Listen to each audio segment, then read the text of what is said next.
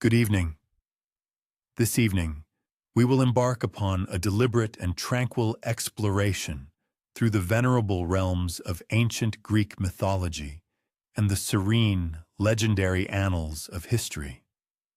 It is encouraged to dim your illumination, to find solace beneath a comforting blanket, and to permit the clamor and exigencies of the day to recede into oblivion.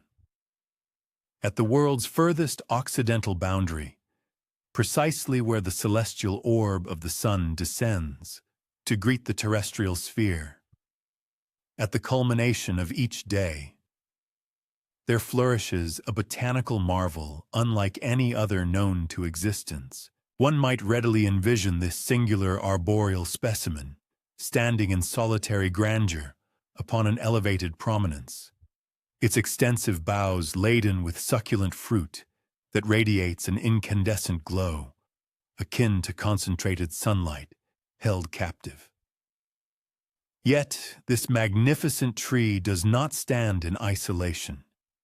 Encircling its sturdy trunk, with an imperturbable stillness comparable to ancient stone, reposes Ladon, a formidable dragon whose 100 vigilant eyes remain perpetually open and whose rhythmic respiration has served as an enduring chronometer for the passage of innumerable centuries.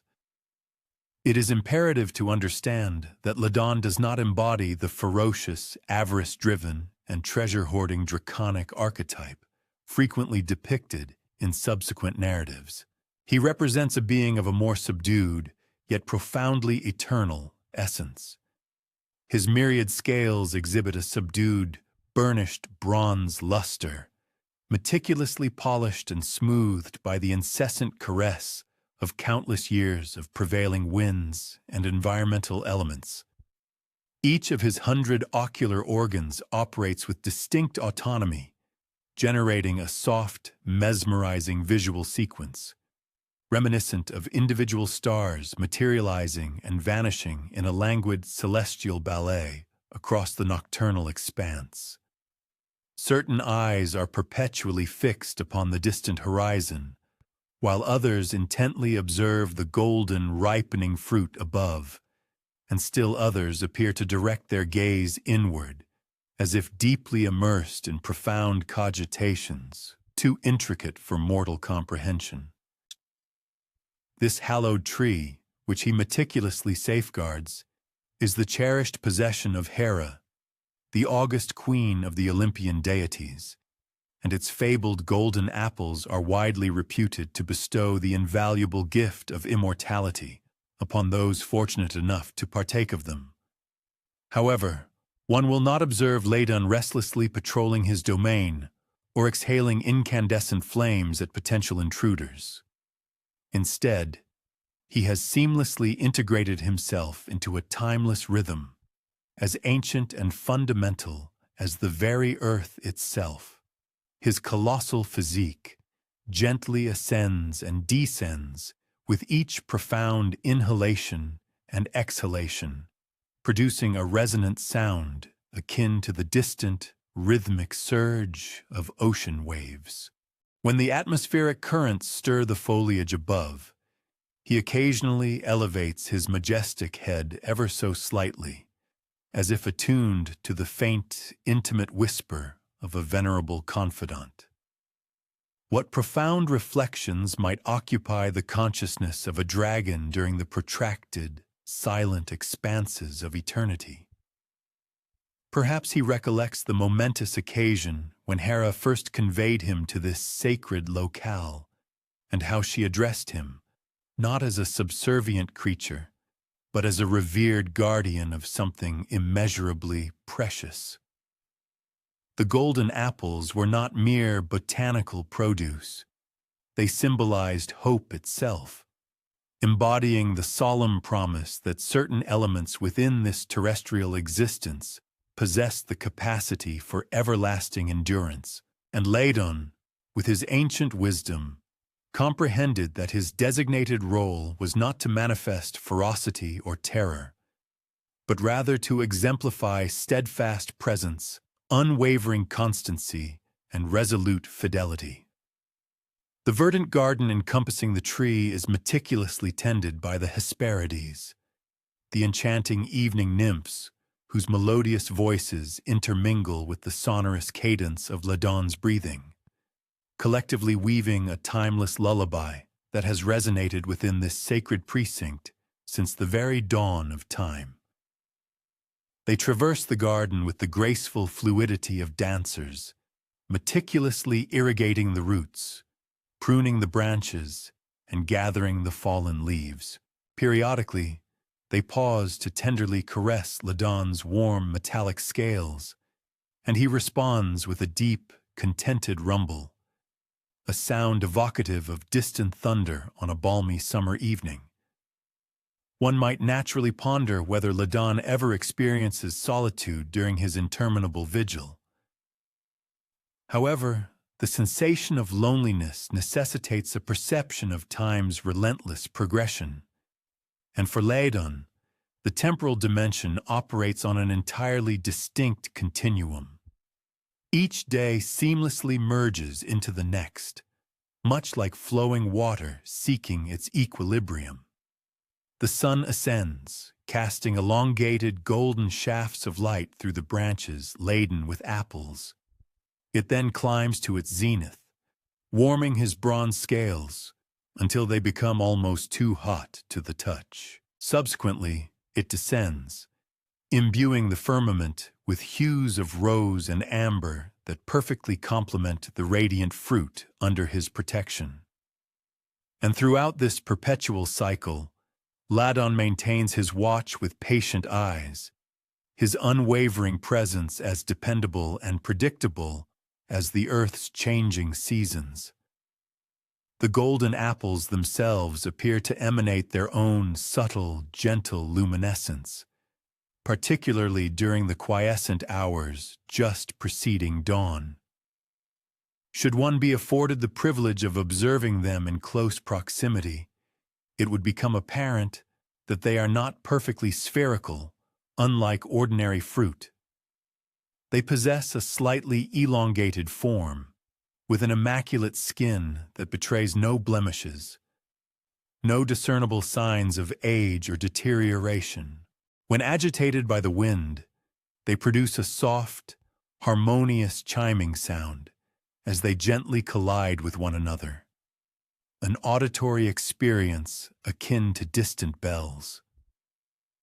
Ladon has been privy to this celestial music for such an immense span of time that it has become intrinsically interwoven with the rhythm of his own heartbeat, an integral component of his respiration, and an essential element of his profound dreams. Indeed, even dragons are susceptible to the realm of dreams. In his slumber, Ladon occasionally experiences prophetic visions of future heroes who will inevitably arrive, driven by an insatiable quest for the apples. These are not the violent brigands depicted in some embellished tales, but rather individuals propelled by profound affection, by desperate urgency, and by the fundamentally human imperative to cling to that which holds paramount significance. He perceives their countenances before their actual arrival, recognizing their distinctive footsteps on the ancient pathway that leads to his sacred garden. And despite his inherent duty to safeguard the apples, he experiences a sentiment akin to profound compassion for these intrepid seekers, comprehending their innate yearning for permanence in a transient world where all things are destined to eventually fade. The most renowned of these distinguished visitors was Heracles, the preeminent hero whose formidable physical prowess was rivaled only by the profound turbulence of his inner spirit. When Heracles eventually reached the hallowed garden, his body encrusted with the dust of his arduous odyssey, Ladon exhibited no surprise. He had in fact been envisioning this precise moment for an immeasurable period. The hero approached with deliberate slowness, devoid of the audacious swagger one might anticipate. but rather with the meticulous reverence of an individual who intrinsically understands and respects sacred precincts. Heracles did not engage Ladon in combat, notwithstanding the assertions of some embellished narratives. Instead, he reclined beneath the venerable tree for a duration of 3 days and 3 nights, conversing softly with the ancient dragon about his monumental labors, his deep-seated regrets, and his earnest hope that by successfully executing these seemingly insurmountable tasks, he might ultimately attain some semblance of inner tranquility. Ladon listened intently with his 100 eyes, and within those profound ocular depths, Heracles perceived not the mindless voracity of a savage beast, but rather the profound weariness of an immortal soul burdened by an eternal charge. On the 3rd night, precisely as the moon ascended to its celestial apex, Ladon performed an unprecedented act. He simultaneously closed all 100 of his eyes and entered into a state of profound, comprehensive slumber, thereby permitting Heracles to acquire the apples he so desperately required. This was neither a capitulation nor an act of deception. It was, rather, an act of profound recognition, one guardian acknowledging the inherent nobility of another, one eternal task honoring the gravity of another. As Heracles departed, he gently rested his hand upon Ladon's colossal head, a gesture of profound gratitude that the dragon cherishes and carries with him still. However, that momentous event transpired eons ago. Heracles successfully completed his formidable labors and ultimately discovered his coveted peace. The resplendent golden apples were duly reinstated upon their tree, and Ladon unassumingly resumed his perpetual watch. The world beyond the confines of the garden underwent myriad transformations, both subtle and dramatic. Mighty empires ascended and subsequently crumbled.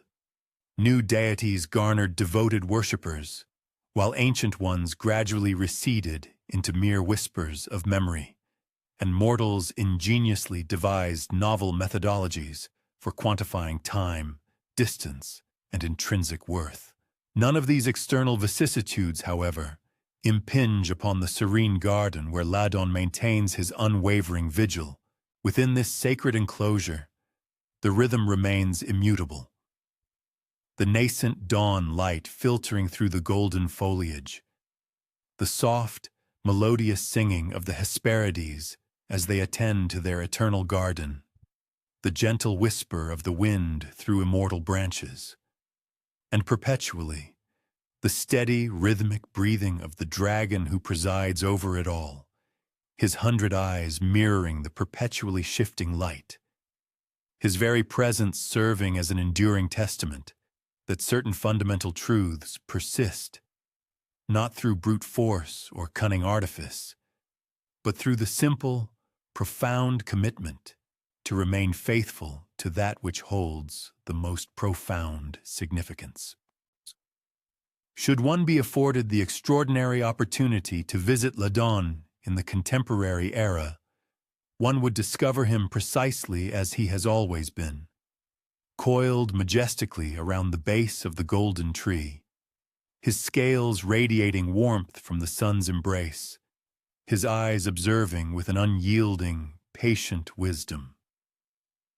He might gently elevate his massive head as one approaches, not as a gesture of menace, but rather as an acknowledgement of greeting, recognizing within the visitor another soul, relentlessly seeking something enduring in a world characterized by incessant flux. And if one were to maintain absolute silence and stillness, one might discern in his profound respiration the resonant echo of all narratives yet to be recounted, all the quiet guardians who diligently watch over the precious elements we cannot countenance losing. What other patient custodians might we unearth within the tranquil recesses of ancient Greece? What other souls discovered profound meaning, not in grand, audacious adventures, but rather in the consistent, rhythmic patterns of daily devotion. Long before legendary heroes such as Heracles traversed the terrestrial sphere, before magnificent temples majestically rose upon hilltops, and before gleaming marble columns reflected the Mediterranean sun, the earliest inhabitants of Greece made a pivotal discovery that would irrevocably alter the course of human civilization. They ascertained how to compel the earth to yield its precious bounty, not through strenuous mining or perilous hunting, but through the patient, symbiotic partnership between diligent human hands and dormant seeds. This narrative recounts the saga of those forgotten pioneers, the inaugural farmers who ingeniously transformed wild grasses into golden, life-sustaining wheat, who transmuted scattered, nomadic tribes into settled, cohesive communities, and who ultimately instilled in humanity an unwavering trust in the promise of tomorrow's harvest. Envision the sprawling landscape of ancient Greece as it existed approximately 8,000 years ago. Undulating hills carpeted with wild herbs that perfumed the ambient air with every gentle zephyr, expansive oak groves where acorns descended in profusion each autumn, and verdant meadows interspersed with wild barley and wheat that flourished wherever the wind had dispersed the ancestral seeds. The populace inhabiting this region during that epoch were primarily nomadic, meticulously tracking game animals through the fluctuating seasons, assiduously gathering berries and nuts, and perpetually existing at the capricious mercy of nature's unpredictable temperament. However, within a secluded valley situated not far from the future site of what would eventually become the illustrious city of Athens, a sagacious woman, whose name has regrettably been effaced from the annals of history, made a profound observation that fundamentally altered everything. She astutely noticed that wherever her tribe had established temporary encampments and subsequently departed, leaving behind the residual remnants of their repasts, scattered grains, fruit seeds, and discarded vegetable scraps, new plant life invariably emerged during the ensuing growing season. This phenomenon was not attributable to magic, though it must have initially appeared miraculous. It was, in essence, the Earth's inherent method of responding to human collaboration, marking the genesis of agriculture's ancient dialogue between deliberate intention and hopeful expectation. Her appellation might conceivably have been Melissa, a term signifying bee in ancient Greek, for she exhibited a profound inclination towards the industrious tasks of gathering and preserving, much like her eponymous insect counterparts. Each morning, she would meticulously traverse the areas where her people had previously encamped in preceding years, diligently studying the spontaneously growing volunteer plants that thrived there. Through tireless observation, she learned to discern the robust stalks that produced the most abundant grain, the resilient vines that bore the sweetest and most flavorful fruit, and the subterranean roots that retained the greatest nutritional value throughout the arduous, lean winter months. Melissa's groundbreaking discovery did not manifest itself in a spectacular or instantaneous manner. It was devoid of any sudden, illuminating flash of genius or an ethereal, supernatural unveiling.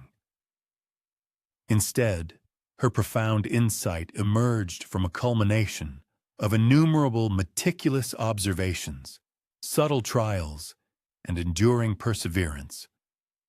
She commenced purposefully distributing seeds in locations where she anticipated future visits. Furthermore, she diligently prepared diminutive sections of land, meticulously eradicating undesirable vegetation and geological impediments to afford her selected flora ample space for development. Through this dedicated practice, she mastered the interpretation of nuanced indicators, signaling optimal soil conditions for cultivation, the precise moment young plants required hydration, and the opportune time for reaping the mature cereal crops. The other members of her nomadic collective observed her horticultural endeavors with an amalgamation of intrigue and doubt. They pondered what justified such considerable dedication to nurturing botanical life in a fixed locale, when the untamed wilderness inherently furnished all their necessities. Furthermore, they questioned the rationale for remaining tethered to an isolated valley when true liberty resided in trailing migratory animal populations across vast territories. Nevertheless, Melissa possessed a foresight that eluded their immediate comprehension. She had perceived the profound potential for prolific plenty, for unwavering stability, and for the emergence of settlements capable of expanding beyond the demographic limitations inherent in a subsistence economy reliant on hunting and foraging. Her inaugural tangible triumph materialized with emmer wheat, a primeval cereal crop indigenous to the entire geographical expanse.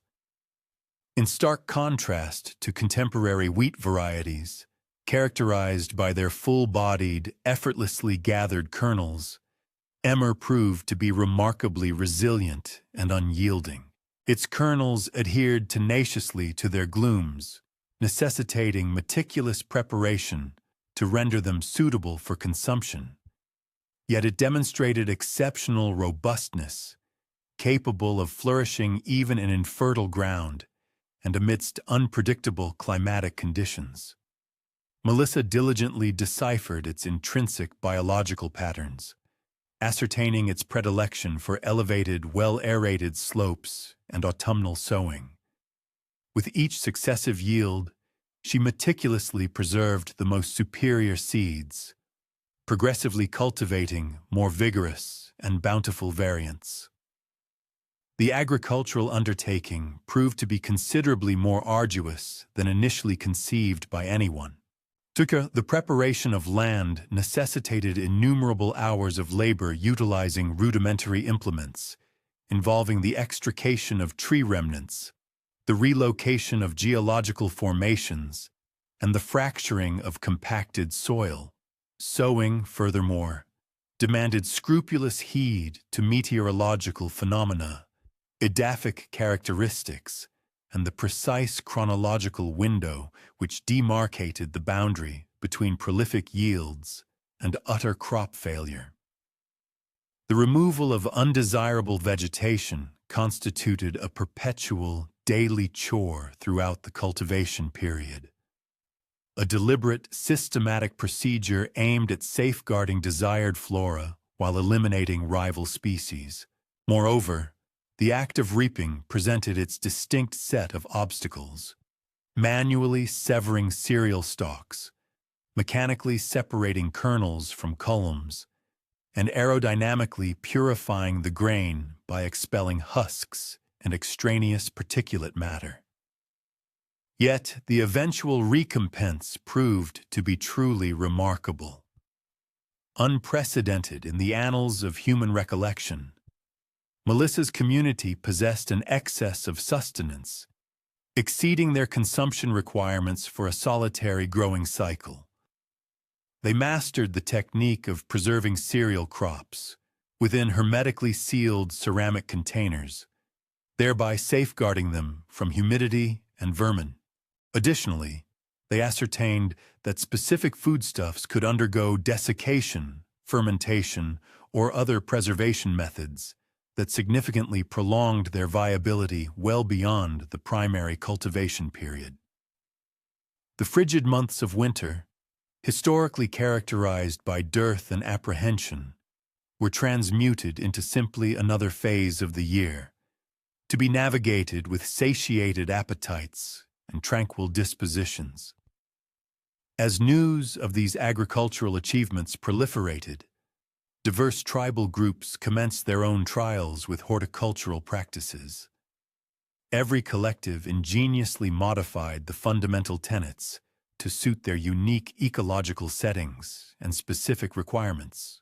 Along littoral zones, for instance, inhabitants cultivated edible plants specifically adapted to prosper in arenaceous earth and saline atmospheric conditions.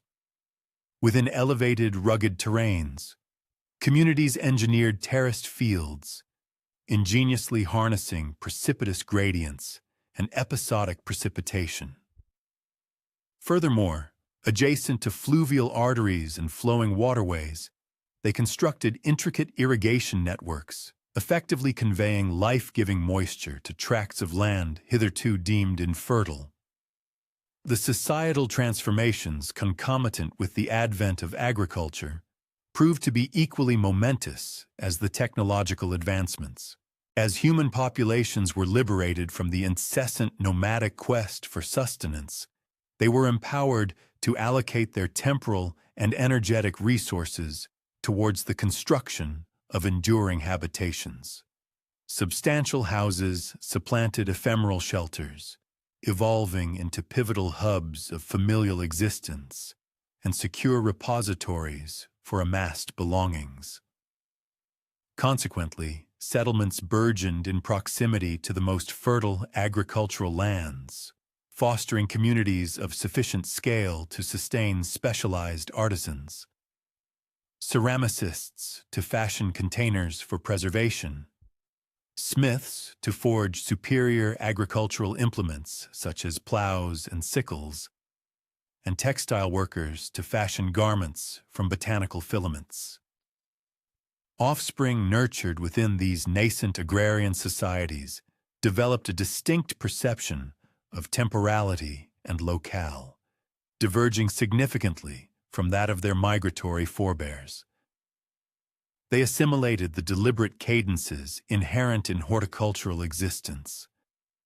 The tranquil hibernal period, during which seeds reposed in frigid earth, the invigorating anticipation of vernal sowing, the apprehensive vigilance throughout the summer as cultivated plants progressed towards full development, and the gratifying fatigue accompanying the season of reaping.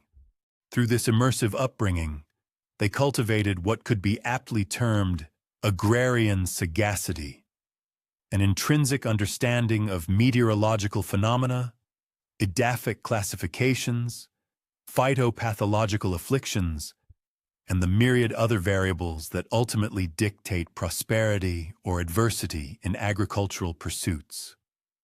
Sacred observances underwent a parallel evolution with the development of agriculture. As human communities endeavored to comprehend and exert influence over the enigmatic powers presiding over their cultivated flora, they commenced perceiving divine essence within the cyclical progression of the seasons. This led to the institution of ceremonial rites designed to secure propitious climatic conditions, productive earth, and plentiful yields. Demeter, the venerable goddess presiding over cereal crops and husbandry, consequently ascended to a preeminent position among the divinities of the Greek pantheon, embodying not merely the munificence of the terrestrial realm, but also the hallowed symbiosis between human endeavor and the inherent powers of nature. The implements employed by these pioneering agriculturists were rudimentary, yet remarkably efficacious. Archaic wooden plows, harnessed to the strength of oxen, fractured the earth with significantly greater efficacy than manual implements could achieve independently. Bronze-bladed sickles, for their part, facilitated a swifter and more comprehensive collection of crops. Moreover, ceramic containers afforded reliable containment for propagating seeds and harvested cereals. Rotary stone mills pulverized grain into a fine meal suitable for baking into leavened bread, thereby producing a staple foodstuff characterized by its transportability, nutritional value, and extended shelf life. Each of these groundbreaking advancements signified countless generations of empirical trials and meticulous enhancement, as cultivators progressively devised more sophisticated methodologies for interacting with the terrestrial environment. However, arguably the paramount faculty cultivated by these nascent agriculturalists was the very virtue of patience itself, in stark contrast to the pursuit of game, which could yield instantaneous outcomes for individuals possessing requisite skill and favorable fortune. Husbandry necessitated an unwavering belief in the eventual realization of deferred rewards. Cereal grains sown in the vernal season, for instance, might not reach fruition until the autumnal period. Fruiting arboreal species could remain barren for a span of multiple years subsequent to their initial planting. Moreover, enhancements to the Earth's fertility might require decadal intervals to manifest their complete efficacy. This profound orientation towards protracted temporal horizons fundamentally altered not merely the methods by which human populations sustain themselves, but also their inherent comprehension of their existential position within the cosmos. By the epoch when classical Hellenic civilization attained its zenith, the progeny of these pioneering cultivators had established an agrarian infrastructure capable of sustaining millions of inhabitants. They had innovated sophisticated methods of crop rotation, which effectively preserved the fecundity of the soil, implemented meticulous selective breeding initiatives that enhanced both botanical and zoological species, and forged extensive commercial arteries that disseminated excess foodstuffs throughout the entire Mediterranean basin. Yet, the bedrock upon which this entire edifice rested remained the diligent observations and painstaking experiments of individuals akin to Melissa, pioneers who perceived inherent promise within untamed flora, who demonstrated a readiness to commit their temporal and energetic resources to endeavors with unpredictable results, and who reposed faith that the earth would reciprocate their diligent stewardship with profuse yields. Even in the contemporary era, characterized by automated cultivation and sophisticated botanical genetic engineering, the fundamental rapport between the agriculturalist and the terrestrial environment persists without alteration. An individual must still meticulously monitor meteorological conditions, meticulously nurture the earth, and render the myriad subtle judgments that ultimately dictate the prosperity or demise of cultivated produce. The inheritors of those inaugural Hellenic cultivators perpetuate their vocation across global agricultural landscapes, carrying forward an unsevered legacy of symbiotic collaboration with the planet. A tradition initiated when a woman known as Melissa first discerned the transformative potential of dispersed seeds yielding prodigious harvests.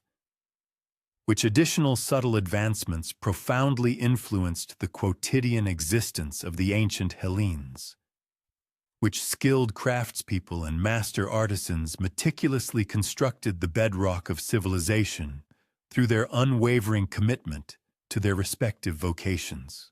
Beneath the imposing silhouette of a Crocorinth, precisely where the nascent morning rays first illuminate the bustling ateliers bordering the venerable urban thoroughfares, Nicias commences his daily regimen, mirroring the practices of his paternal lineage and his ancestral predecessors.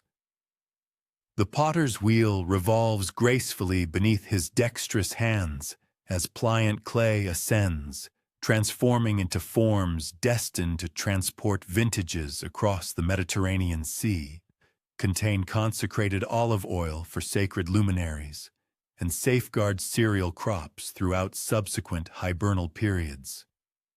However, Nicias's concentration during his labor is not preoccupied with maritime trade arteries or commercial transactions. He is, rather, attuned to the very essence of the clay, discerning the precise juncture at which it is prepared to fulfill its intrinsic purpose. Corinthian ceramic artistry enjoys widespread renown across the classical globe, distinguished not by monumental scale or imposing magnificence, but rather by its impeccable symmetries, its intricate pictorial embellishments, and its remarkable capacity to encapsulate the very quintessence of Hellenic existence.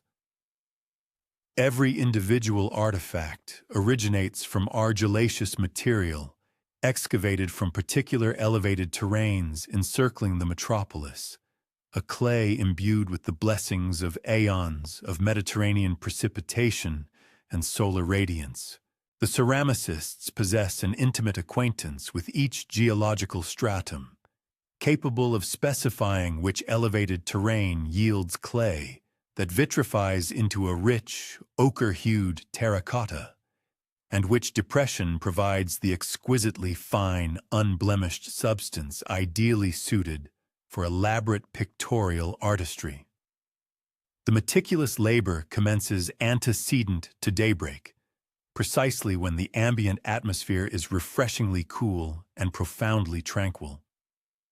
Nicias and his diligent apprentices meticulously process the argillaceous material, vigorously manipulating it akin to baker's dough, with the express intent of expelling occluded air pockets that might induce fissures during the vitrification stage.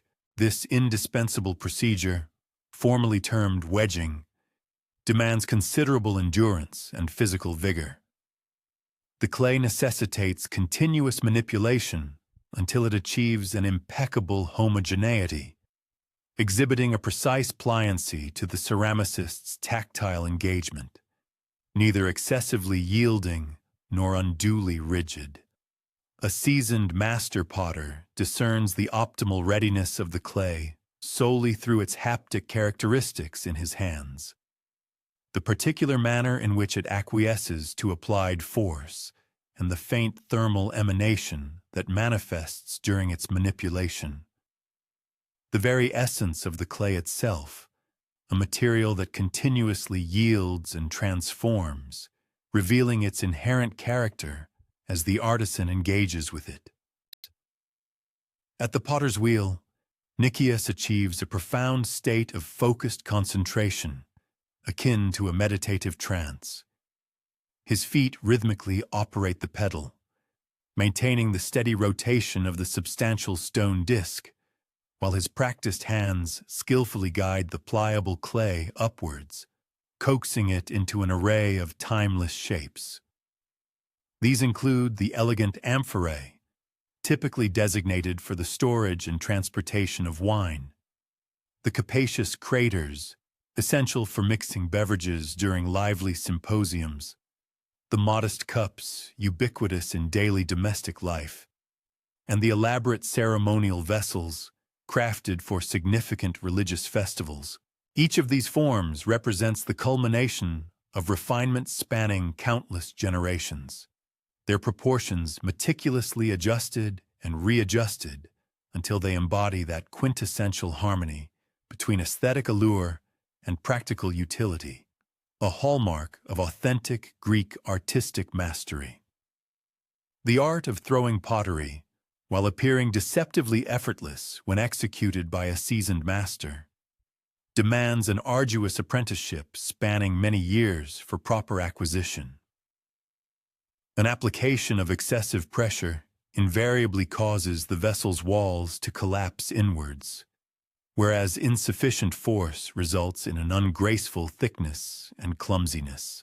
The true mastery lies in discerning the clay's subtle responses, comprehending its intrinsic desire for movement, and collaborating with its natural properties rather than imposing an unyielding will upon it. Nicias frequently performs this intricate dance with his eyes closed, relying solely on his highly developed tactile sense to guide the yielding material into its predestined form. Once the fundamental structure is perfected, The subsequent phase of genuine artistry commences. While the clay retains a slight dampness, yet possesses sufficient firmness for handling, the specialized decorative painters assume their crucial roles. These individuals are, in every sense, experts within their distinct domain. These dedicated artists, having devoted decades to mastering the intricate skill of painting narrative scenes, depict a rich tapestry of subjects, compelling stories, ancient myths and legends, vignettes of everyday existence, dynamic athletic competitions, and solemn religious ceremonies. They employ delicate brushes fashioned from animal hair, meticulously applying slip, a refined liquid clay, whose consistency has been precisely calibrated to flow with seamless grace, yet resist any undesirable running. The techniques employed in this decorative painting are characterized by a precision rivaling that of any other esteemed craft. The initial step involves the careful sketching of an outline, rendered lightly with a fine brush. Subsequently, the primary colors are meticulously filled in. Historically, this often involved dark, almost black figures set against the natural red-orange hue of the fired clay, or in later periods, striking red figures contrasting with a deep black background. The painters are compelled to work with both speed and absolute accuracy, as any error is not easily rectified. Every brush stroke must therefore be imbued with unwavering confidence and certainty, each contributing to intricate designs destined to be permanently fused onto the vessel during the firing process. The kiln firing stage arguably represents the most anxiety-ridden period within the entire lengthy production cycle. All the diligent labor of preceding weeks, encompassing the careful preparation of the clay, the meticulous shaping of the vessels, the intricate application of painted decorations, and the patient waiting for everything to dry thoroughly, culminates in the 3 days and nights during which the pottery resides within the heated chambers. Here, fires must be rigorously maintained at an exact and unwavering temperature. Should the heat become too intense, the pieces risk warping or developing irreparable cracks. Conversely, if the temperature is insufficient, they will fail to acquire the vibrant, rich colors and the resilient, hard finish that render Corinthian pottery so exceptionally coveted. Nicias has cultivated an uncanny ability to interpret the behavior of the fire, much as an experienced farmer discerns the impending weather. The particular hue of the flames provides him with vital information regarding the internal temperature.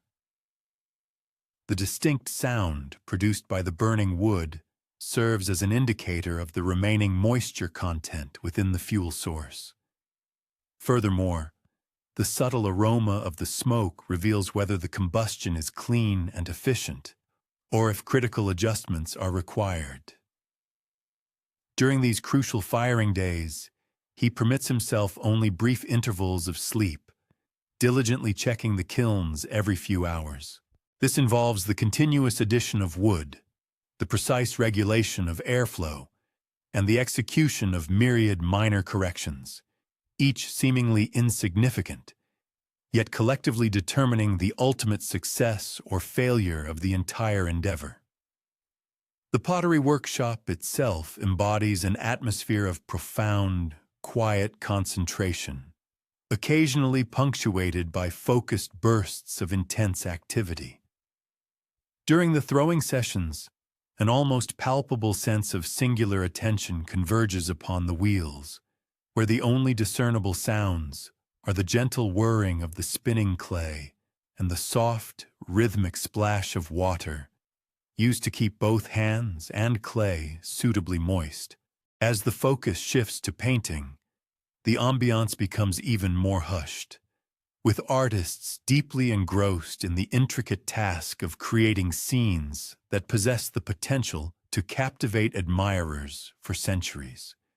Yet, during the critical firing phase, the workshop pulsates with a collective nervous energy as every individual anxiously awaits the outcome, wondering if their painstaking efforts have successfully endured the formidable ordeal of the flames.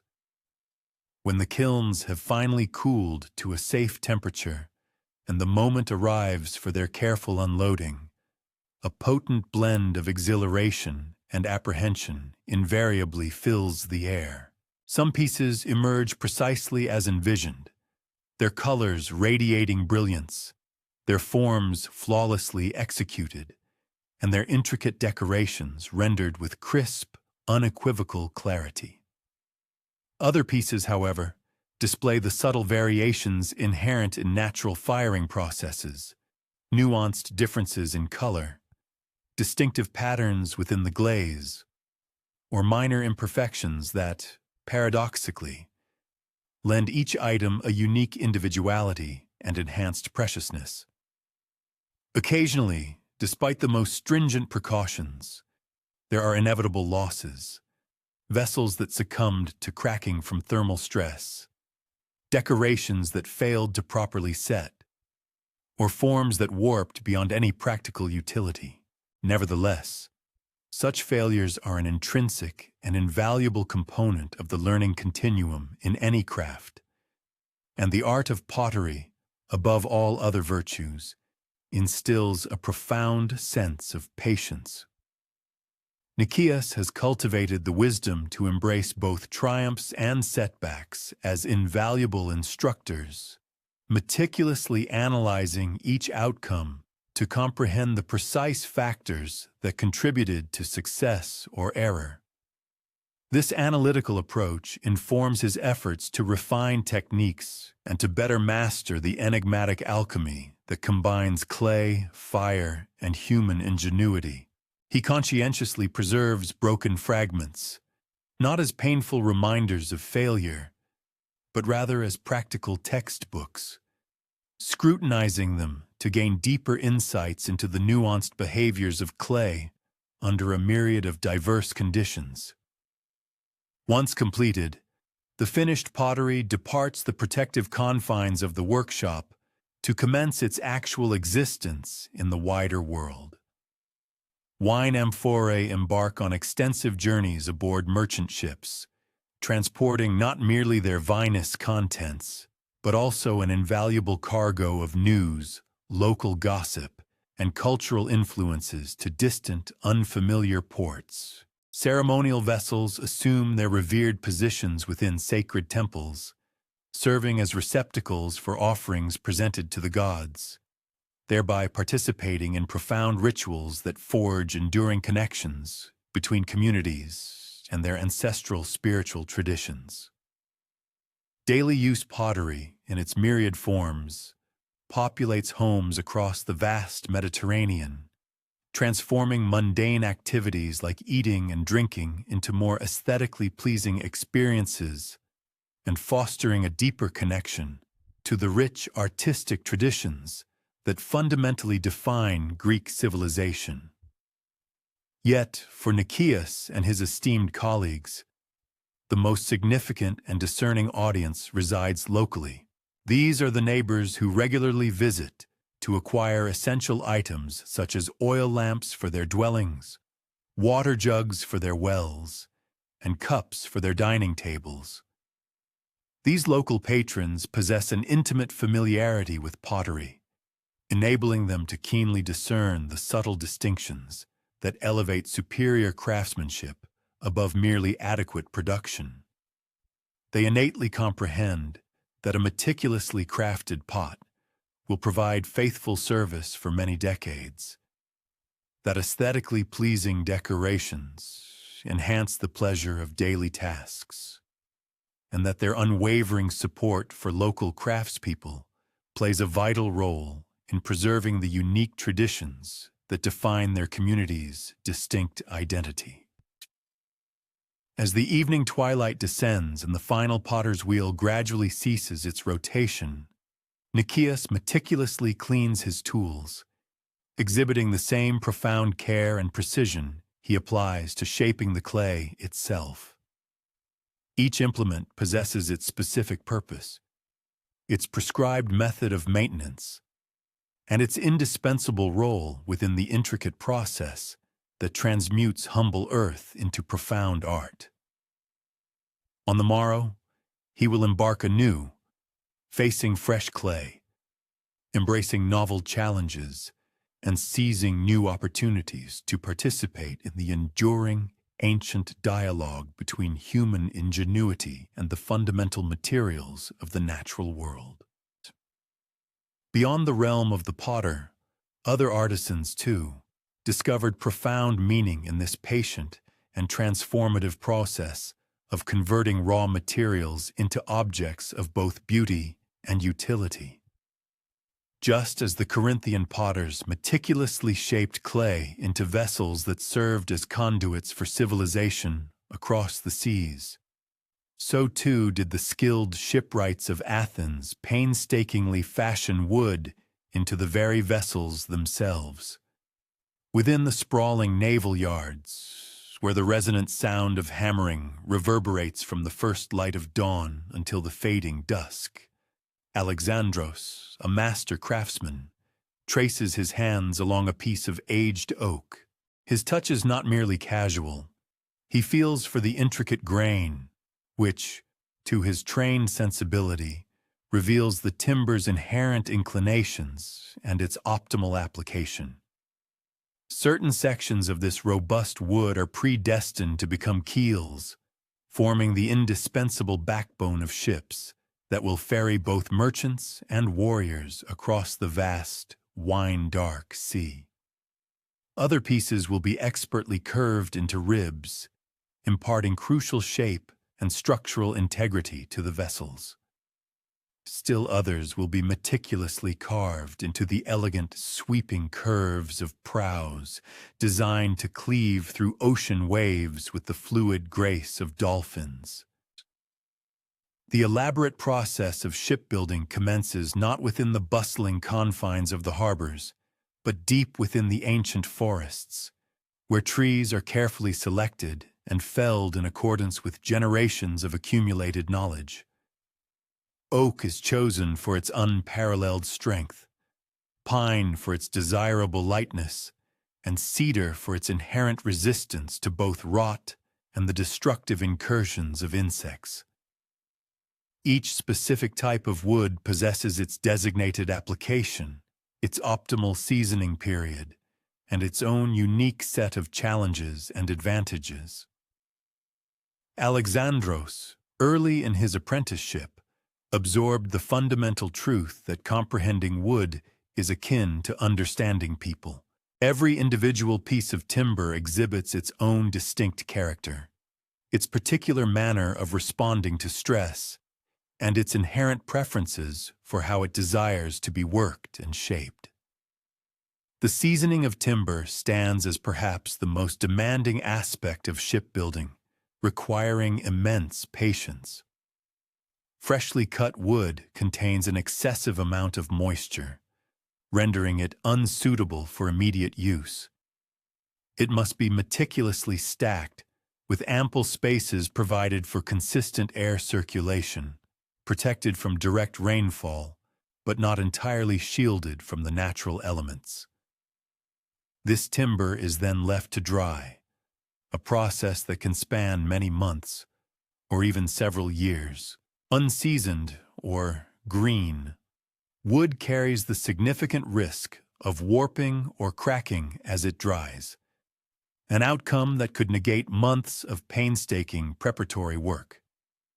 However, timber that has been properly seasoned achieves a state of remarkable stability and predictability, becoming perfectly primed to assume its vital role in constructions engineered to withstand the relentless stress imposed by wind and waves. The sophisticated design of ships represents a delicate equilibrium between an array of conflicting demands, challenges that would test the ingenuity of any engineer. These vessels must possess sufficient strength to endure the ferocity of storms, yet simultaneously be light enough to traverse the water with maximum efficiency. They must be capacious enough to transport a substantial and useful cargo, yet sufficiently compact to be deftly maneuvered within the confines of tight harbors. They are required to be watertight enough to effectively exclude the sea, yet possess enough inherent flexibility to bend harmoniously with the surging waves without succumbing to breakage. Each individual design decision profoundly influences all others, giving rise to intricate puzzles that shipwrights resolve through a rich combination of accumulated experience, intuitive understanding, and meticulous observation of what demonstrably works. Alexandros has honed his expertise in the construction of merchant vessels, which serve as the indispensable workhorses of Mediterranean trade. These ships diligently transport an extensive array of goods, ranging from essential grain and fine wines to crafted pottery and precious olive oil, between numerous distant ports. While these merchant ships may lack the dramatic flair of warships, with their imposing bronze rams and multiple banks of oars, they nonetheless embody something of equally profound importance: the enduring and patient commercial relationships that intricately bind the Greek world together.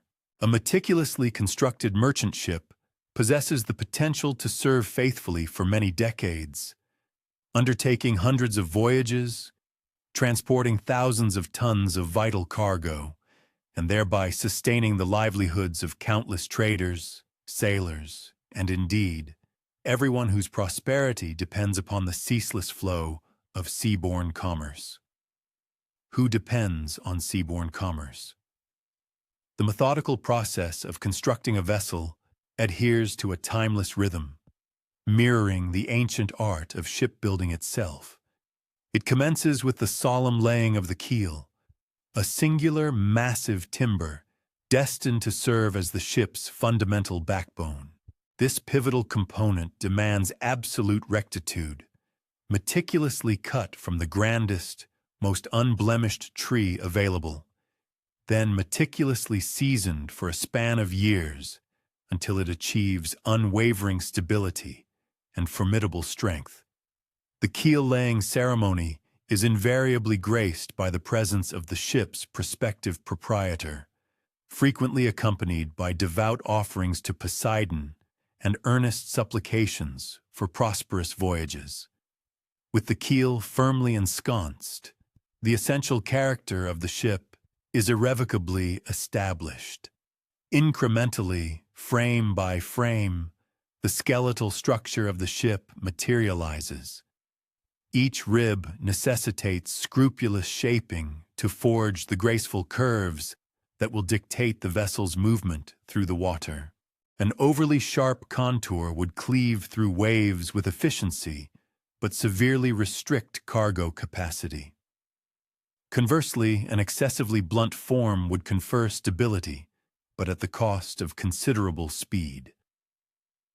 The sagacious master shipwright renders these critical determinations, guided by the ship's intended function, the specific inclinations of its owner, and a cumulative wealth of experience garnered from observing the performance of diverse hull configurations under varied conditions.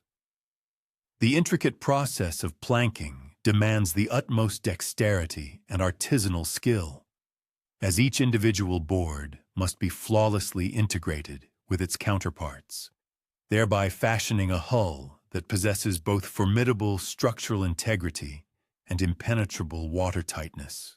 The planks are meticulously secured using robust bronze nails and precisely crafted wooden dowels, subsequently sealed with a resilient amalgam of tar and oakum, a fibrous material derived from discarded ropes, which possesses the remarkable property of expanding upon contact with water, thereby creating joints that paradoxically become more impermeable in a maritime environment. This venerable technological approach is astonishingly efficacious. Competently constructed wooden vessels can retain their watertight integrity for many decades, provided they receive diligent and consistent maintenance. Within the confines of the hull, meticulous consideration is afforded to the efficient handling of cargo and the assured comfort of the crew. Merchant vessels are critically dependent on expansive, unencumbered holds where precious goods can be stored securely and accessed with unhindered ease. Furthermore, they necessitate dedicated freshwater storage facilities engineered to prevent contamination during extended voyages. Essential provisions also include designated sleeping quarters for the crew, cooking apparatus designed to mitigate the inherent risk of onboard conflagration, and ample storage for the foodstuffs and essential equipment required for weeks spent navigating the open sea.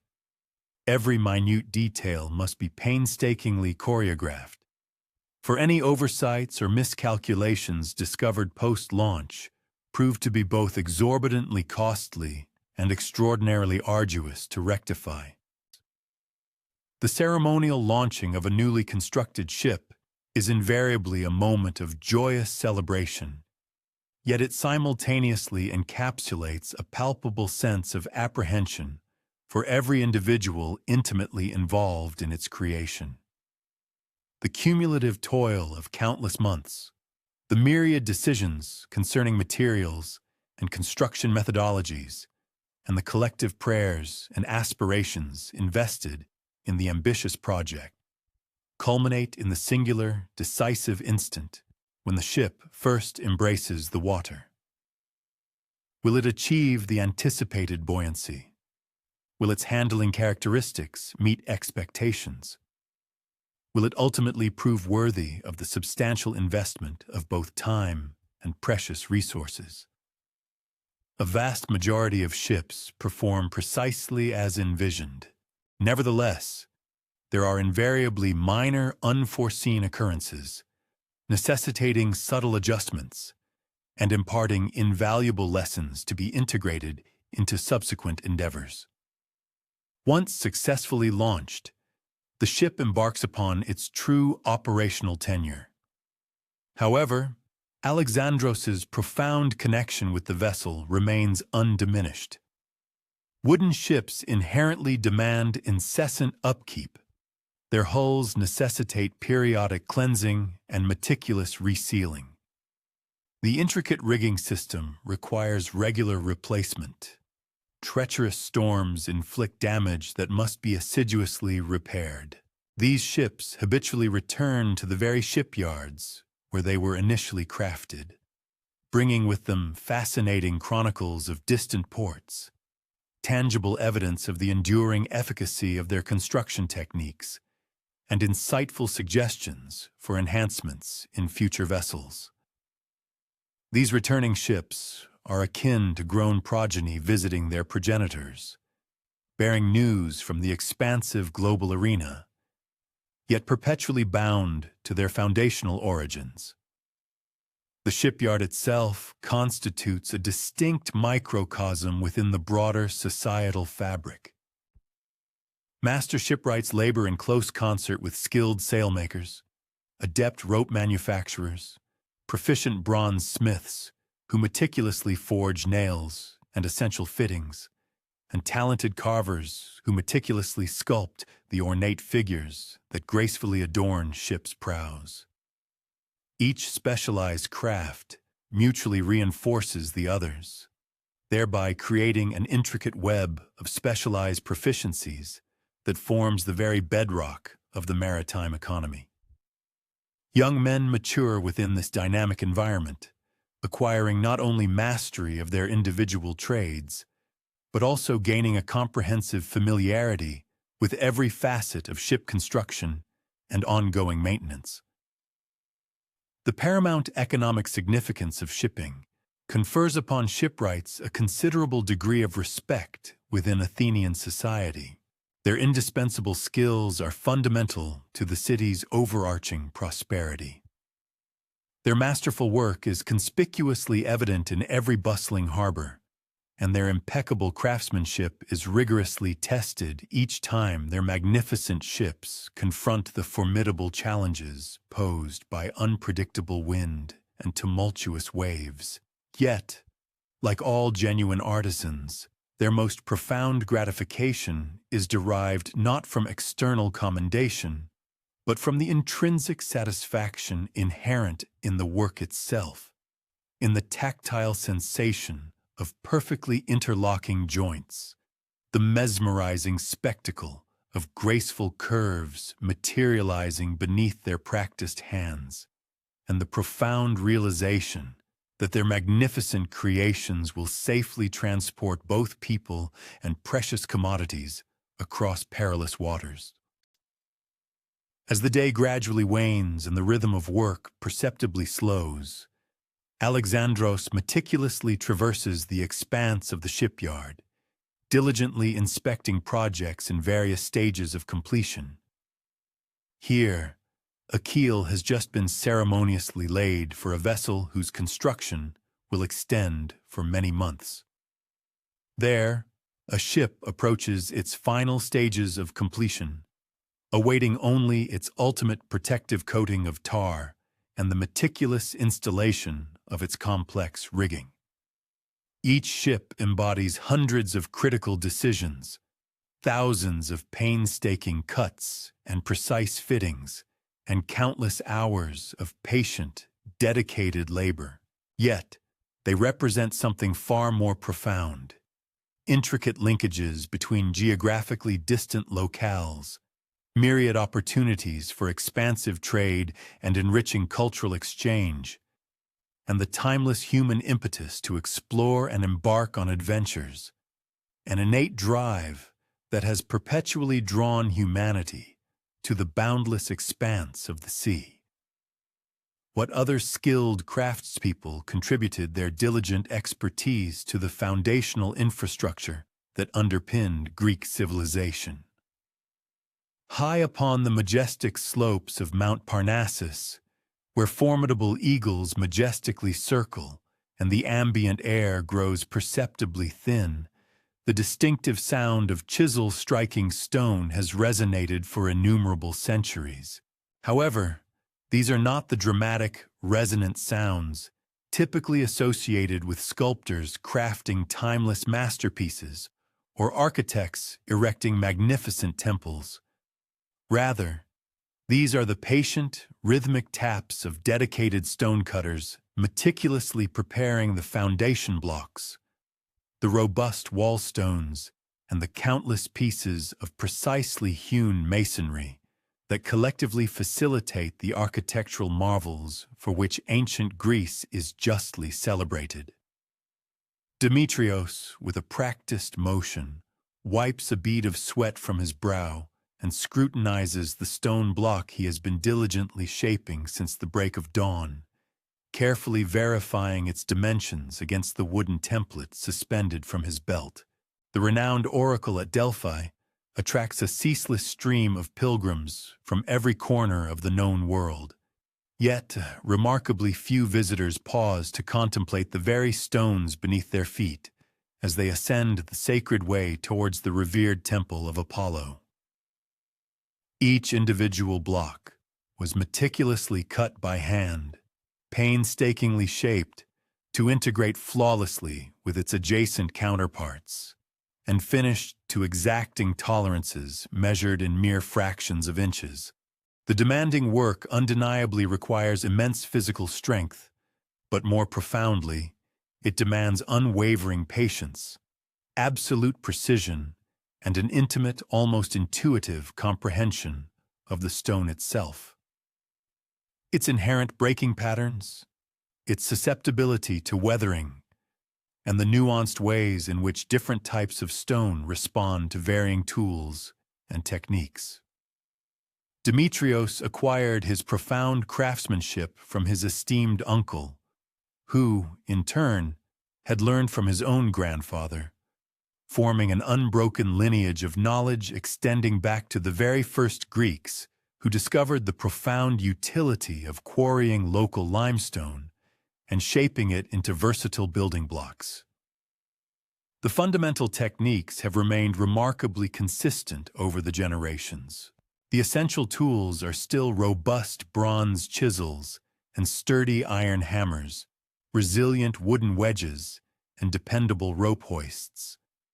However, the nuanced understanding of stone, the subtle, critical judgments concerning its grain and hardness, and the detection of invisible flaws that can either salvage or utterly ruin a block. This invaluable knowledge deepens and refines with each successive year of dedicated experience. The intricate quarrying process commences with a meticulous interpretation of the stone formation, a profound comprehension of how the rock was initially deposited in ancient seas, where natural fracture lines inherently traverse, and which specific areas will yield the most superior building material. Demetrios possesses the uncanny ability to navigate a quarry and precisely indicate locations where the stone will be ideally suited for intricate carving, areas where it is appropriate only for rougher applications, and places where concealed imperfections render it entirely unsuitable for construction purposes. This profound knowledge is the cumulative result of handling thousands of individual blocks, observing their behavior under various stresses, and learning to instinctively recognize the telltale signs that accurately predict either success or inevitable failure. Extracting formidable blocks from the living rock necessitates techniques that often appear almost mystical to uninitiated observers. Holes are meticulously drilled in precise patterns along the predetermined break lines. Subsequently, durable wooden wedges are carefully inserted and then thoroughly saturated with water. As the wood slowly expands, it generates an immense internal pressure that systematically splits the stone along predictable trajectories. This deliberate process is undeniably slow but unequivocally reliable, consistently yielding clean breaks with minimal material waste. Any attempt to rush the intricate work or to extract blocks with undue haste invariably results in undesirable fractures that irrevocably spoil valuable material. Once successfully extracted, each individual block must be meticulously shaped to its precise final dimensions, using hand tools that have undergone remarkably little change since the Bronze Age. The initial rough shaping is accomplished with heavy hammers and broad chisels, systematically removing larger pieces and establishing the fundamental form. Following this, the delicate and painstaking work commences with smaller, more refined tools, gradually perfecting surfaces, diligently checking dimensions, and meticulously testing the fit with neighboring blocks. The ultimate finishing process can consume days of patient labor, involving the careful removal of all tool marks, the creation of impeccably smooth surfaces, and the achievement of an unparalleled precision that allows blocks to interlock seamlessly without the necessity of mortar. Distinct building projects inherently demand varied approaches to stonework. Foundation blocks, above all else, require unparalleled strength. They must endure colossal loads without succumbing to cracking or settling. These crucial pieces are frequently left unrefined on surfaces that will remain concealed, with all meticulous attention concentrated on the load-bearing surfaces, which must be absolutely flat and true. Wall blocks necessitate careful attention to their outer faces, which will be prominently visible in the completed edifice, though their inner surfaces can be finished with slightly less precision. Column drums, however, demand the most exquisite and precise work of all, given that any minute irregularities will be exponentially magnified as the column majestically ascends. The conveyance of completed stone blocks from their quarry source to the designated construction site introduced a distinct set of formidable challenges. Some of these monolithic sections, weighing many tons, necessitated meticulous transit across rugged, uneven mountain trails, employing methods that leaned heavily on enduring patience and ingenious problem-solving rather than sheer physical might. Intricately arranged wooden rollers, sophisticated rope systems, and a finely tuned orchestration among various teams of laborers enabled these massive stones to traverse distances that, at first glance, appeared utterly unfeasible. This labor was inherently perilous. A dislodged block possessed the crushing potential to obliterate anyone caught in its trajectory. Nevertheless, seasoned crews developed a synchronized rhythm and a sophisticated communication protocol that effectively minimized such grave occupational hazards. Upon arrival at the construction location, the skilled stonecutters engaged in close collaboration with the master builders, performing final, precise adjustments to guarantee an impeccable fit for each component. Even with the most scrupulous measurements and the meticulous creation of templates, minor modifications were frequently indispensable. A particular block might require a subtle trim to accommodate imperceptible variations in the stones positioned beneath it, or its surfaces might demand additional smoothing to ensure optimal contact and structural integrity. This on-site customization demanded the full spectrum of skills honed in the quarry, coupled with the added complexity of navigating the concurrent activities of other specialist trades. Carpenters erecting intricate roof structures, sculptors meticulously carving decorative elements, and painters preparing surfaces for vibrant adornment. The implements employed by the stonecutter, though seemingly straightforward, were remarkably potent, each meticulously crafted for specific facets of the work. Heavy sledgehammers were wielded for initial rough breaking. Hammers of moderate weight served for general shaping. Smaller hammers facilitated intricate, detailed operations. Chisels of varying widths allowed for diverse cutting requirements. Wooden wedges were expertly driven for the precise splitting of stone, and tools forged from bronze and iron performed distinct types of cutting. Essential measuring devices, including rulers, squares, plumb lines, and levels, ensured absolute accuracy. Every single tool required rigorous upkeep, demanding constant sharpening and diligent repair, for a dull or damaged instrument rendered precise craftsmanship utterly unattainable. The physical demands inherent in the art of stone cutting were unequivocally immense. The occupation called for exceptional strength, unwavering stamina, and the critical capacity to maintain profound concentration despite overwhelming fatigue, the scorching heat or biting cold, and the ceaseless din of hammers reverberating against stone. Demetrios's hands bore the permanent scars of innumerable minor cuts and stone chips. His back was noticeably stooped from years dedicated to laboring over weighty blocks, and his hearing was inevitably compromised by decades of relentless tool noise. Yet, he also possessed an indefinable quality that transcended mere measurement, an innate, intuitive comprehension of stone, the extraordinary to envision within a crude quarry block, the magnificent, finished structures it was destined to become.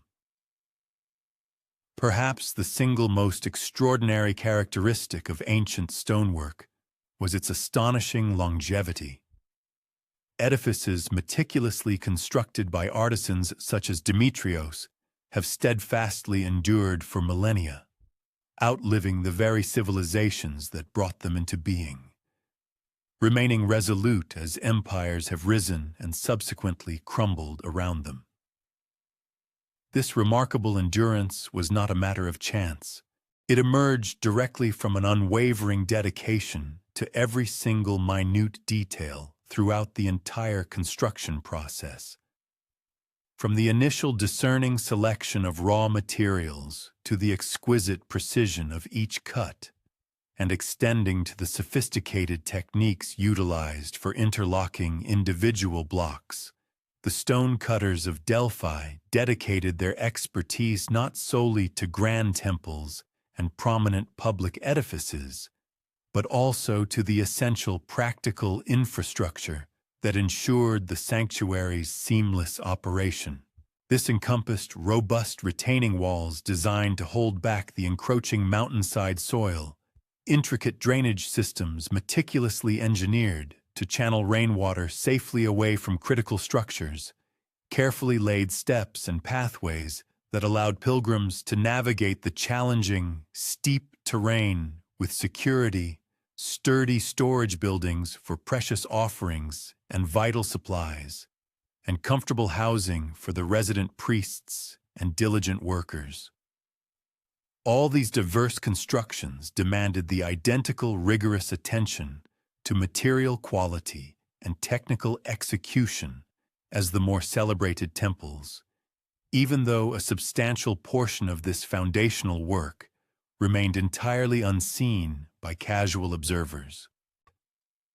The inherent seasonal rhythms governing construction work afforded stonecutters extended periods, often several months each winter, to engage in alternative pursuits. Some journeyed to various construction sites, meticulously following the building season across the expansive Mediterranean region. Others utilized this downtime for quarrying new materials and diligently stockpiling them for the following year's ambitious projects. Still others devoted this quiet interlude to the crucial task of training apprentices, thereby faithfully transmitting the invaluable knowledge and specialized skills that guaranteed the perpetual continuation of their venerable craft. These tranquil winter months proved just as vital as the bustling construction season, providing invaluable time for essential tool maintenance, meticulous planning, and the type of profound reflection that invariably led to significant advancements in technique. The profound religious significance intrinsic to Delphi imbued the stonecutter's labor with an additional, deeper dimension. They understood, implicitly, that their skilled craftsmanship contributed to an endeavor far grander than mere physical construction. They were, in essence, creating sacred spaces where humanity could forge a profound connection with the divine, where the oracle's prophetic pronouncements would resonate for countless generations, and where countless pilgrims would discover spiritual enlightenment and profound renewal. This overarching sacred purpose infused even the most mundane and routine tasks with profound meaning, transforming the patient, arduous work of cutting and fitting stone into what felt like a tangible form of prayer, a physical offering dedicated to the revered gods who vigilantly watched over this hallowed place. As Demetrios concluded his day's demanding work and commenced the ritualistic cleaning of his essential tools, he lifted his gaze to the temple, majestically taking shape above him. Each individual block within those imposing walls had passed through hands akin to his own, was meticulously shaped by implements identical to his, and was painstakingly fitted into its precise position through the patient application of skills painstakingly acquired over countless generations.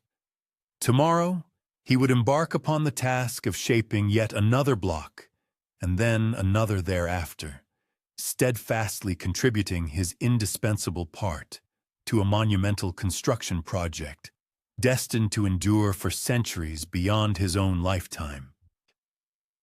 What other patient craftspeople found profound meaning in work that would long outlive its creators? In the hushed, pre-dawn darkness of ancient Athens, while the vast majority of the city's inhabitants remained in slumber, Thalia meticulously kindled the fire within her bakery's colossal stone oven. The vital work of nourishing a community commenced many hours before anyone even contemplated breakfast, unfolding in the serene quietude when skilled bakers transformed basic ingredients, humble flour, pure water, essential salt, and the enigmatic magic of wild yeast, into the very bread that sustained life itself. Her practiced hands moved with the assured confidence born of 3 decades of unwavering experience, carefully building the fire that would thoroughly heat the oven's immensely thick walls, preparing for yet another day of the ancient alchemy that miraculously transmuted raw grain into life-giving sustenance. The bakery itself was strategically situated at the bustling intersection of 2 busy thoroughfares, perfectly positioned to cater to the daily sustenance requirements of the surrounding neighborhood. Throughout the daylight hours, the establishment would invariably be filled with a vibrant tapestry of customers, animated conversation, and the cheerful, bustling chaos of spirited commerce. However, in these tranquil early hours, the space belonged exclusively to Thalia and the serene, rhythmic cadence of her venerable craft. She carefully examined the loaves that had been undergoing their slow, vital rise throughout the preceding night, assessing their readiness with a gentle, knowing touch that conveyed everything she needed to discern about precise timing, optimal temperature, and the mysterious life force that rendered bread an edible reality. The intricate process of bread-making commenced with a profound understanding of grain itself, the various types of wheat, barley, and other cereals that industrious farmers, much like those pioneering Greek agriculturalists, had painstakingly learned to cultivate thousands of years prior. Distinct grains yielded unique flavors and textures, and truly skilled bakers possessed the expertise to artfully combine them to achieve specific, desired effects. Fine wheat flour consistently produced the lighter, more airy loaves typically favored for celebratory occasions and special events. Barley, in contrast, yielded a denser, more profoundly nutritious bread that effectively satiated hunger and provided sustained, lasting energy. Blended grain breads offered intricate, complex flavor profiles and the practical advantage of utilizing whichever grains were most readily available at advantageous prices. The laborious process of grinding grain into flour represented a fundamental task that inextricably linked every single loaf of bread to the extensive agricultural cycle that originated in distant, sun-drenched fields.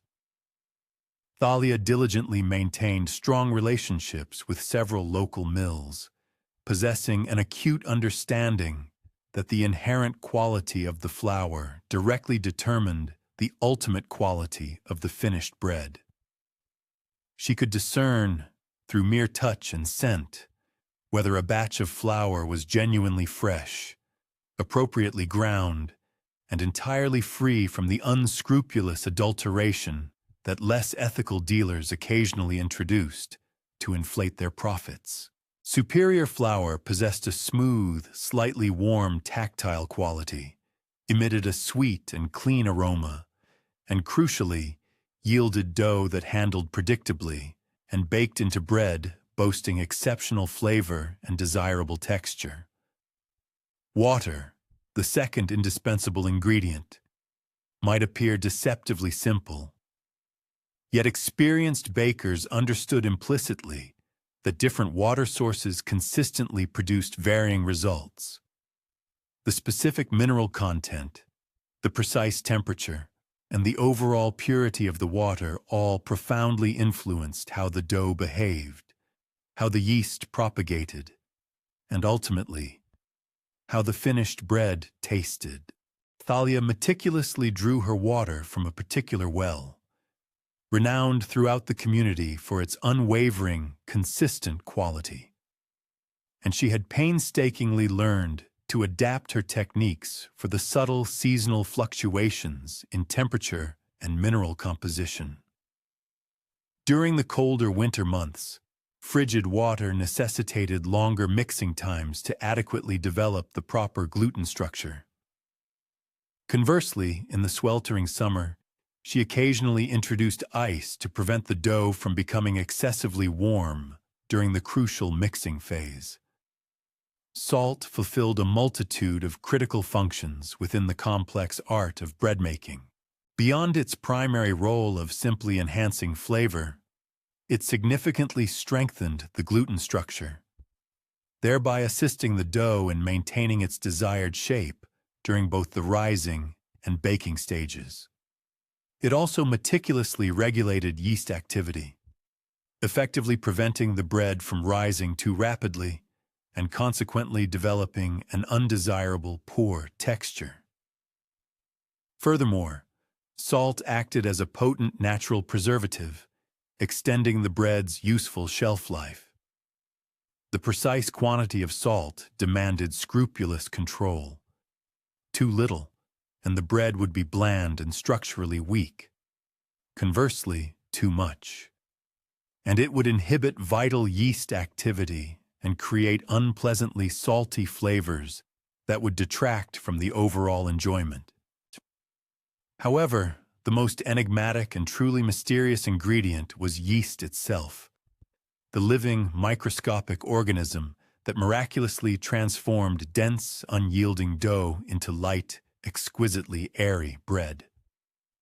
In Thalia's era, long before the advent of commercially produced yeast, bakers assiduously maintained mother starters, intricate mixtures of flour and water that skillfully captured wild yeasts from the ambient air, subsequently providing the essential leavening power for each day's fresh bread. These precious starters demanded daily, meticulous attention, including regular feeding with fresh flour and water, and precise temperature regulation to ensure the yeast remained robustly healthy and actively vigorous.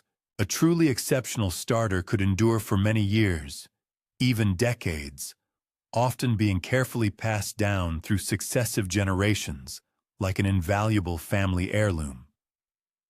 The ancient craft of baking, a revered art, was meticulously passed down through successive generations, much like a precious family heirloom, ensuring its enduring legacy. It was in the intricate processes of mixing and kneading the dough that a baker's profound expertise truly manifested. Insufficient blending would inevitably lead to a disjointed amalgamation of ingredients, culminating in a finished loaf characterized by an undesirable texture and an inconsistent crumb structure.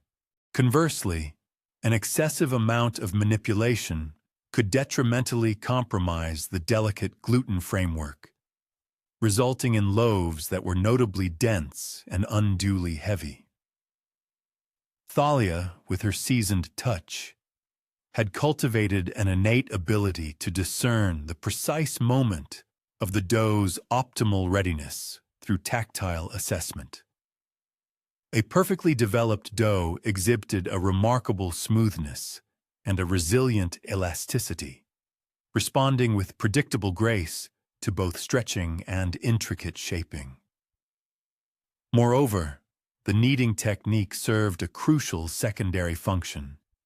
It ingeniously incorporated vital pockets of air into the dough, thereby establishing the foundational matrix that the yeast would subsequently expand during the critical rising phase. The stage of rising, or fermentation, arguably presented the most significant test of a baker's patience and discernment. The artisan was charged with meticulously cultivating an ideal ambient environment, sufficiently warm to invigorate the yeast's metabolic activity, yet not so intensely heated as to precipitate an unduly rapid fermentation, adequately humid to preclude the premature formation of a dry surface crust, but not to such an extent that the dough became unmanageably tacky. Thalia, through years of dedicated practice, had refined an almost intuitive comprehension of these delicate atmospheric conditions, adeptly modulating rising durations and temperatures. Her adjustments were often informed by subtle shifts in weather patterns, distinct seasonal variations, and the unique rheological characteristics inherent in each individual batch of dough. The art of shaping loaves demanded a sophisticated fusion of precise technical skill and an inherent artistic sensibility. The diverse array of forms each served a distinct practical purpose. Elongated loaves, for instance, were expertly crafted to maximize the crust-to-interior ratio, catering to those discerning patrons who relished the satisfyingly chewy consistency of a thoroughly baked exterior. Conversely, perfectly spherical loaves were favored for their capacity to cook with remarkable uniformity and to retain their freshness for extended periods. Diminutive individual rolls offered unparalleled convenience for customers desiring single, portion-controlled servings. Each specific configuration necessitated its own specialized handling methodologies, tailored rising intervals, and precise adjustments during the baking process. Thalia harbored immense pride in fashioning loaves that not only offered profound nutritional value and exquisite flavor, but also possessed an undeniable visual allure, keenly appreciating the adage that individuals partake of their meals first with their eyes, then with their palates. The ultimate rising phase following the shaping of the dough was absolutely paramount for attaining the desired internal texture in the finished bread. Loaves that had not undergone sufficient fermentation would invariably emerge from the oven as unpleasantly dense and heavy, while those that had overrisen risked an ignominious collapse during the baking process, resulting in an inconsistent interior structure and a disappointingly diminished volume. Thalia employed a repertoire of subtle diagnostic tests to ascertain readiness, gently prodding the dough to observe the speed of its elastic rebound, carefully scrutinizing its surface for telltale indications of optimal fermentation, and meticulously timing the rise based on her extensive experiential knowledge gleaned from analogous conditions. This highly refined judgment was a faculty acquired solely through countless years of diligent practice and an unwavering, meticulous attention to every outcome. The very act of baking necessitated an intimate comprehension of the formidable stone oven that stood as the undisputed centerpiece of the bakery. These colossal ovens were traditionally brought to temperature by igniting roaring fires directly within their cavernous baking chambers.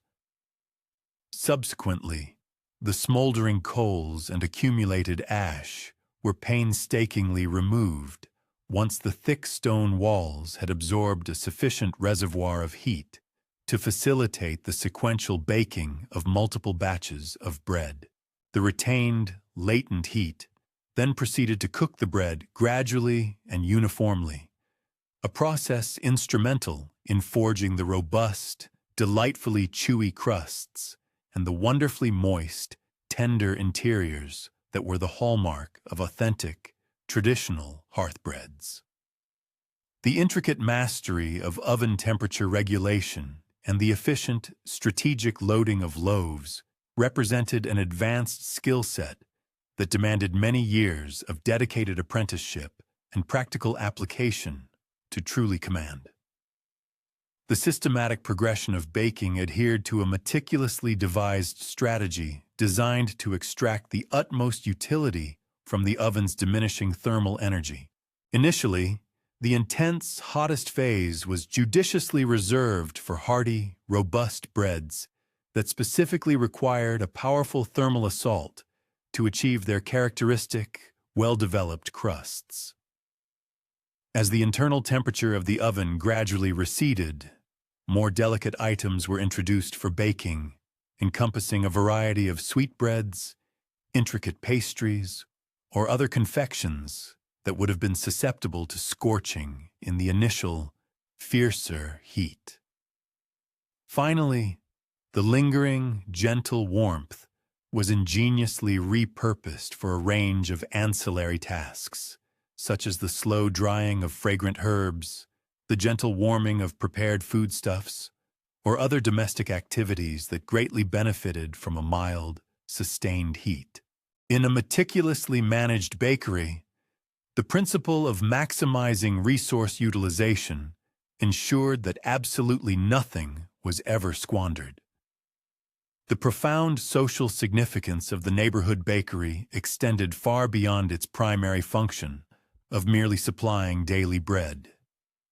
It organically evolved into a vital community focal point, a bustling gathering place where neighbors habitually exchanged the latest news, engaged in spirited discussions concerning local happenings, and assiduously nurtured the intricate social bonds that intrinsically wove communities together. Patrons developed deeply personal relationships with their beloved bakers, learning to strategically time their visits to coincide with the precise moment their preferred varieties of bread emerged fresh from the oven. They placed implicit trust in the baker's discerning judgment regarding both quality and freshness, and profoundly relied upon the bakery as an unwavering, dependable source for their daily sustenance. Thalia possessed an encyclopedic knowledge of her customers' individual culinary preferences and meticulously tailored her production schedule to accommodate them. She understood, for instance, that Marcos the potter favored a dense, sustaining barley bread, perfectly suited to fortify him through his arduous, protracted days at the potter's wheel. In contrast, Helena the weaver expressed a predilection for light, airy wheat rolls, which would not induce drowsiness during her intricate and demanding textile work. Younger patrons, the children of the community, invariably gravitated towards sweeter breads, often enriched with honey and nuts, while the elder clientele preferred soft, easily masticated loaves. This intimate, personalized understanding allowed her to cater to the diverse needs of her community with a far greater efficacy than any large-scale, impersonal commercial enterprise could ever hope to achieve. The critical economic role that bread played within ancient society meant that bakers like Thalia occupied positions of considerable civic responsibility.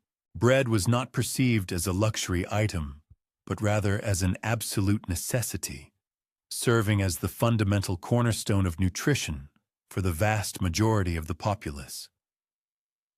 During periods marked by grain scarcity or unpredictable price volatility, bakers were compelled to deftly navigate the delicate equilibrium between fulfilling their customers' essential needs and ensuring the continued viability of their own businesses. They frequently extended credit, a gesture of profound trust, to their loyal patrons during financially challenging times. Recognizing that the preservation of robust community relationships held greater long-term value than the pursuit of immediate maximal profits. The inherent seasonal fluctuations in both the availability and intrinsic quality of grain ensured that the baker's profession remained perpetually engaging and intellectually demanding. Fresh grain harvests heralded the arrival of novel flavors and often presented enhanced baking characteristics, yet concurrently necessitated subtle adjustments in handling methodologies. Conversely, older stored grain might require different hydration levels or altered mixing durations. Furthermore, prevailing weather conditions exerted an influence not merely on the raw materials themselves, but also profoundly impacted the entire baking environment.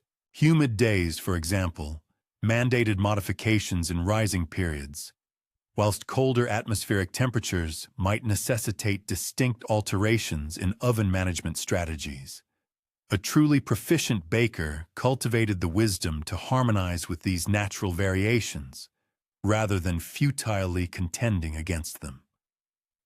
Religious observances and deeply ingrained cultural traditions also significantly shaped the baker's daily work. Specific feast days, for instance, invariably called for bespoke breads, characterized by traditional shapes and particular ingredient combinations.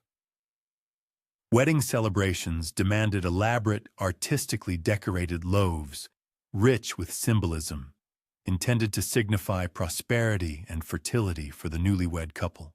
Conversely, solemn funeral gatherings necessitated the provision of simple, substantial breads, entirely appropriate for such grave occasions. Thalia meticulously preserved a comprehensive repertoire of recipes and specialized techniques for all these distinct cultural requirements, understanding implicitly that her vocational role encompassed not only the daily provision of sustenance, but also the vital guardianship and perpetuation of cherished cultural heritage. As the morning hours gracefully unfolded and the familiar procession of regular customers began to arrive, eager for their daily bread, Thalia experienced a profound sense of satisfaction, the kind that only accompanies work executed with meticulous care and unwavering dedication. The myriad loaves, now cooling on the sturdy wooden racks, represented not merely baked goods, but the tangible culmination of countless hours of careful attention, years of accumulated skill, and the invaluable wisdom of generations, faithfully transmitted through the esteemed guild of bakers. Each individual loaf held the promise of nourishing a family, of contributing essential energy to the day's manifold activities, and of providing the very vitality that sustained the community's intricate functioning. Tomorrow, she would once again embark upon this ancient ritual, commencing with fresh dough, confronting new challenges, and embracing renewed opportunities to practice the timeless craft that miraculously transmuted simple, earthy ingredients into the very staff of life. Indeed, one might ponder what other indispensable services demanded such unwavering, patient daily dedication to meticulously uphold the intricate rhythms of ancient Greek existence. Mirroring the profound role of bakers like Thalia, who diligently nourished their communities with essential daily sustenance, the dedicated messengers and swift runners of ancient Greece performed an equally vital function, diligently nurturing the indispensable connections between geographically distant locales through their steadfast, patient service. Philippus, with practiced ease, adjusted the familiar leather pouch slung comfortably across his shoulder and embarked from Athens just as the first nascent rays of dawn broke majestically over Mount Pentelicus. This marked the commencement of yet another arduous journey, one that would see him transport critical news, personal letters, and official governmental documents across the rugged, mountainous terrain that served as a natural demarcation between one city-state and another. His designated destination for this particular expedition was Corinth, a journey estimated to require 2 full days of unwavering travel across roads that presented a diverse and often challenging array of surfaces, at times meticulously paved with stone blocks, at others merely dirt paths, and occasionally little more than faint, ephemeral traces winding through untamed, wild country. The demanding life of a professional messenger necessitated a unique confluence of extraordinary physical endurance, an encyclopedic geographic knowledge, and finely honed social skills, a rare combination of attributes possessed by only a select few.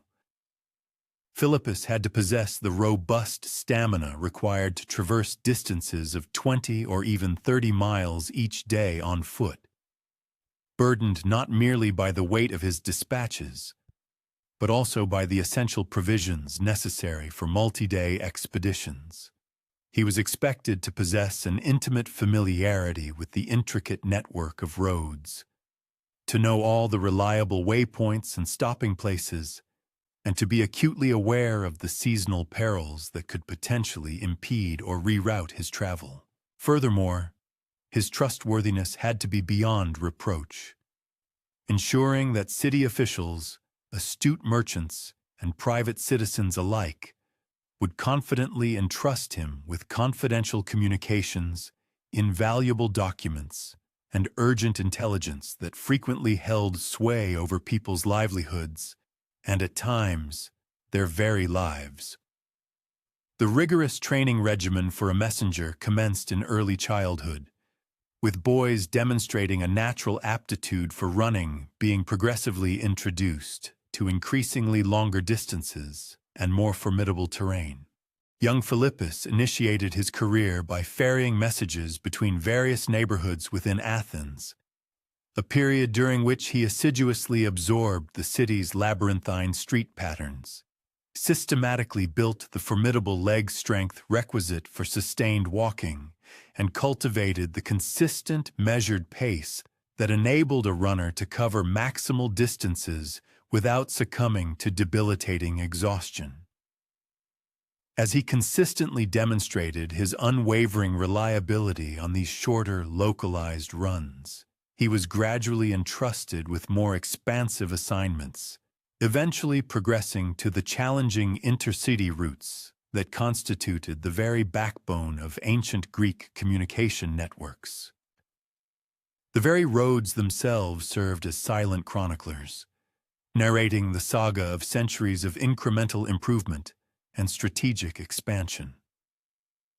Some routes faithfully followed ancient pathways, deeply etched into the landscape by the countless generations of travelers who had trod them, shepherds guiding their flocks to seasonal pastures, diligent traders transporting their wares between bustling markets, devout pilgrims journeying to sacred religious sites, and disciplined armies moving purposefully between territorial boundaries. Other roads represented more recent feats of engineering and construction, meticulously paved with cut stone blocks and ingeniously designed to provide the most direct and efficient arteries between strategically important destinations. Yet, even the most expertly constructed roads demanded relentless, ongoing maintenance, and seasoned runners learned to skillfully navigate around treacherous washouts, perilous rock slides, and the seasonal inundations that could render even the most familiar routes temporarily impassable. The challenging topography of ancient Greece frequently rendered certain travel pathways temporarily impossible, posing significant obstacles for any who dared to traverse its varied landscapes. The very contours of the Greek land rendered extensive communication particularly arduous. Imposing mountain chains dramatically bifurcated fertile valleys, which, despite appearing close in direct line of sight, often demanded many hours of strenuous and perilous ascent or descent for foot travelers to navigate. While literal pathways offered a respite from some extreme changes in elevation, they simultaneously subjected voyagers to an array of distinct perils. Violent tempests could transform coastal trails into treacherous thoroughfares. The periodic inundation of rivers necessitated risky crossings over swollen currents. Furthermore, segments of the shoreline where sheer precipices plunged directly into the Aegean or Ionian seas afforded no viable space whatsoever for the creation of overland routes. Philippus, a seasoned courier, possessed an intricate, comprehensive mental cartography of the entire Hellenic expanse, meticulously amassed over countless years of arduous journeys and astute observation. His profound understanding encompassed critical details. He unerringly discerned which waterways offered dependable drafts of potable water, distinguished between settlements that extended warm hospitality to wanderers and those that harbored deep suspicion of outsiders, and precisely identified the mountain thoroughfares that afforded passage longest into winter's embrace and earliest in the verdant spring. This invaluable insight was entirely unteachable through textual scrolls or drawn charts. Rather, it blossomed exclusively from first-hand encounters, from the painstaking accretion of granular particulars that seasoned itinerants leveraged to render their expeditions both secure and optimally productive. The diverse missives entrusted to Philippus constituted the very vital essence of ancient Greek civilization, facilitating its intricate societal functions. These included crucial official dispatches exchanged among independent city-states, meticulously detailing the progress of delicate diplomatic negotiations, chronicling the strategic deployment of military forces, formalizing intricate trade agreements, and addressing myriad other pressing concerns that necessitated meticulous coordination among these self-governing polities. Furthermore, a substantial volume of commercial correspondence flowed between astute merchants, enabling the precise arrangement of valuable cargo shipments, the shrewd negotiation of commodity prices, and the timely dissemination of intelligence regarding fluctuating market conditions in far-flung urban centers.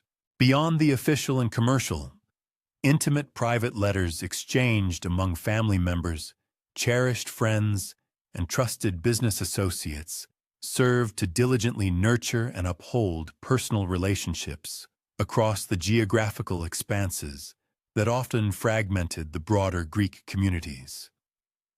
The safeguarding of these critical communications remained a paramount and perpetual preoccupation. For intelligence, especially in a competitive world, held immense intrinsic value. Indeed, certain individuals were prepared to undertake extraordinary measures to intercept dispatches that could furnish them with decisive commercial or political ascendancy. Philippus, through arduous experience, had mastered an array of sophisticated methodologies for shielding the integrity of his messages' contents. These included ingenious coding systems, meticulously designed to obscure and render sensitive data unintelligible to unauthorized eyes. The prudent practice of dispatching multiple identical copies via divergent pathways, thereby significantly increasing the probability of at least one reaching its designated destination unimpeded, and the implementation of specific recognition signals, which enabled him to unequivocally confirm the bona fides of the intended recipients. For intelligence deemed most critically sensitive, the information was often committed entirely to the courier's memory, rather than being inscribed on any physical medium, a practice that unequivocally demanded messengers endowed with truly exceptional mnemonic capabilities and an unwavering, absolute trustworthiness. Adverse meteorological conditions presented perennial and formidable obstacles, necessitating constant adaptation and sagacious judgment from the intrepid couriers. The arrival of spring often transformed earthen thoroughfares into deep, viscous quagmires, rendering many routes nearly impassable for foot or beast. The intense heat of high summer posed a significant, even hazardous threat to anyone endeavoring to undertake extensive journeys during the scorching midday hours, risking sunstroke and severe dehydration. Autumnal storms, often descending with scant prior notification, could unleash torrential downpours that rapidly swelled rivers to dangerous levels and obliterated vital bridges.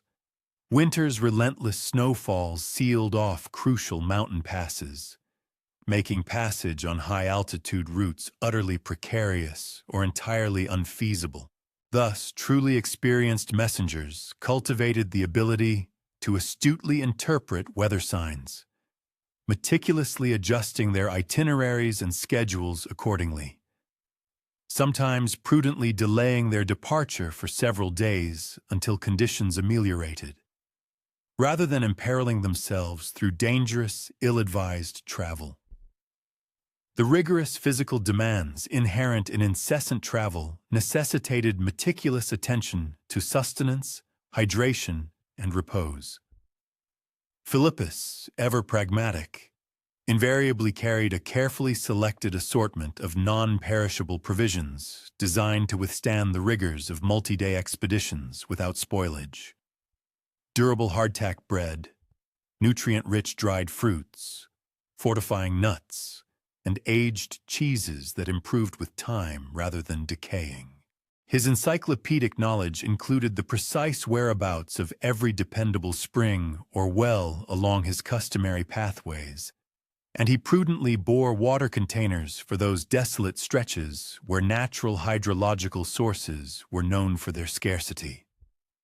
Nightly slumber frequently entailed simply making camp beneath the vast expanse of the celestial dome, enveloped in a simple woolen cloak, relying on a combination of good fortune and unwavering alertness for protection against the dual perils of predatory wild animals and malevolent human threats. Yet this demanding profession also bestowed compensations that few other ancient vocations could rival. Professional couriers, by the very nature of their duties, traversed far greater expanses of the world than the vast majority of their contemporaries, immersing themselves in a rich kaleidoscope of diverse landscapes, distinct cultures, and varied ways of life that thrived across the Hellenic sphere. Through this constant exposure, they cultivated an enlarged comprehension of unfolding events, discerning how localized developments seamlessly integrated into broader, overarching patterns, and perceiving intricate linkages between disparate communities that often remained entirely opaque to individuals confined to a single locality. This profound, accumulated wisdom rendered them exceptionally valuable founts of intelligence and sagacious counsel, elevating them to the status of esteemed and respected members within the very communities they diligently served. In truth, the nuanced social dimensions of a messenger's arduous work were often just as critical as the formidable physical challenges they routinely encountered. Beyond their formal duties, messengers inherently functioned as unofficial conduits for news, conveying not merely sanctioned dispatches, but also a vibrant tapestry of anecdotes, local gossip, widespread rumors, and general intelligence that proved instrumental in keeping communities intrinsically linked to the broader Hellenic sphere. They were the bearers of tidings concerning joyous festivals and grand celebrations, delivered vital reports on the prospects of bountiful or meager harvests, and disseminated crucial insights into political shifts that might significantly impact commercial ventures or the ease of travel. This dynamic, informal communication network actively fostered a powerful sense of shared culture and collective identity, an invisible yet potent force that fundamentally bound the diverse Greek world together, notwithstanding its inherent political fragmentation into numerous autonomous city-states. The cultivation of robust relationships with innkeepers, proprietors of stables, and other individuals furnishing essential services to wayfarers proved absolutely pivotal for the successful execution of a messenger's arduous duties. Such vital connections were meticulously built over many years, founded upon unwavering integrity in dealings, prompt and reliable payment for services rendered, and a deep, reciprocal esteem. A courier who assiduously cultivated a sterling reputation for equitable transactions and engaging conversation would invariably discover that doors swung open more readily. Valuable local intelligence flowed with greater freedom, and indispensable assistance materialized swiftly whenever unforeseen emergencies arose. Conversely, those messengers who flagrantly abused the hospitality extended to them or consistently demonstrated unreliability would quickly find themselves unwelcome at the very establishments upon which they fundamentally depended for the efficient and successful completion of their designated routes, thereby jeopardizing their entire mission. The ingenious development of sophisticated relay systems represented a significant innovation, enabling dispatches to traverse distances with a velocity far exceeding what any single individual messenger could achieve. Instead of one person undertaking an entire, often extensive journey, messages were meticulously transferred between swift runners strategically positioned at regular, designated waypoints. This methodology permitted fresh couriers to sustain their peak velocity over shorter, more manageable segments.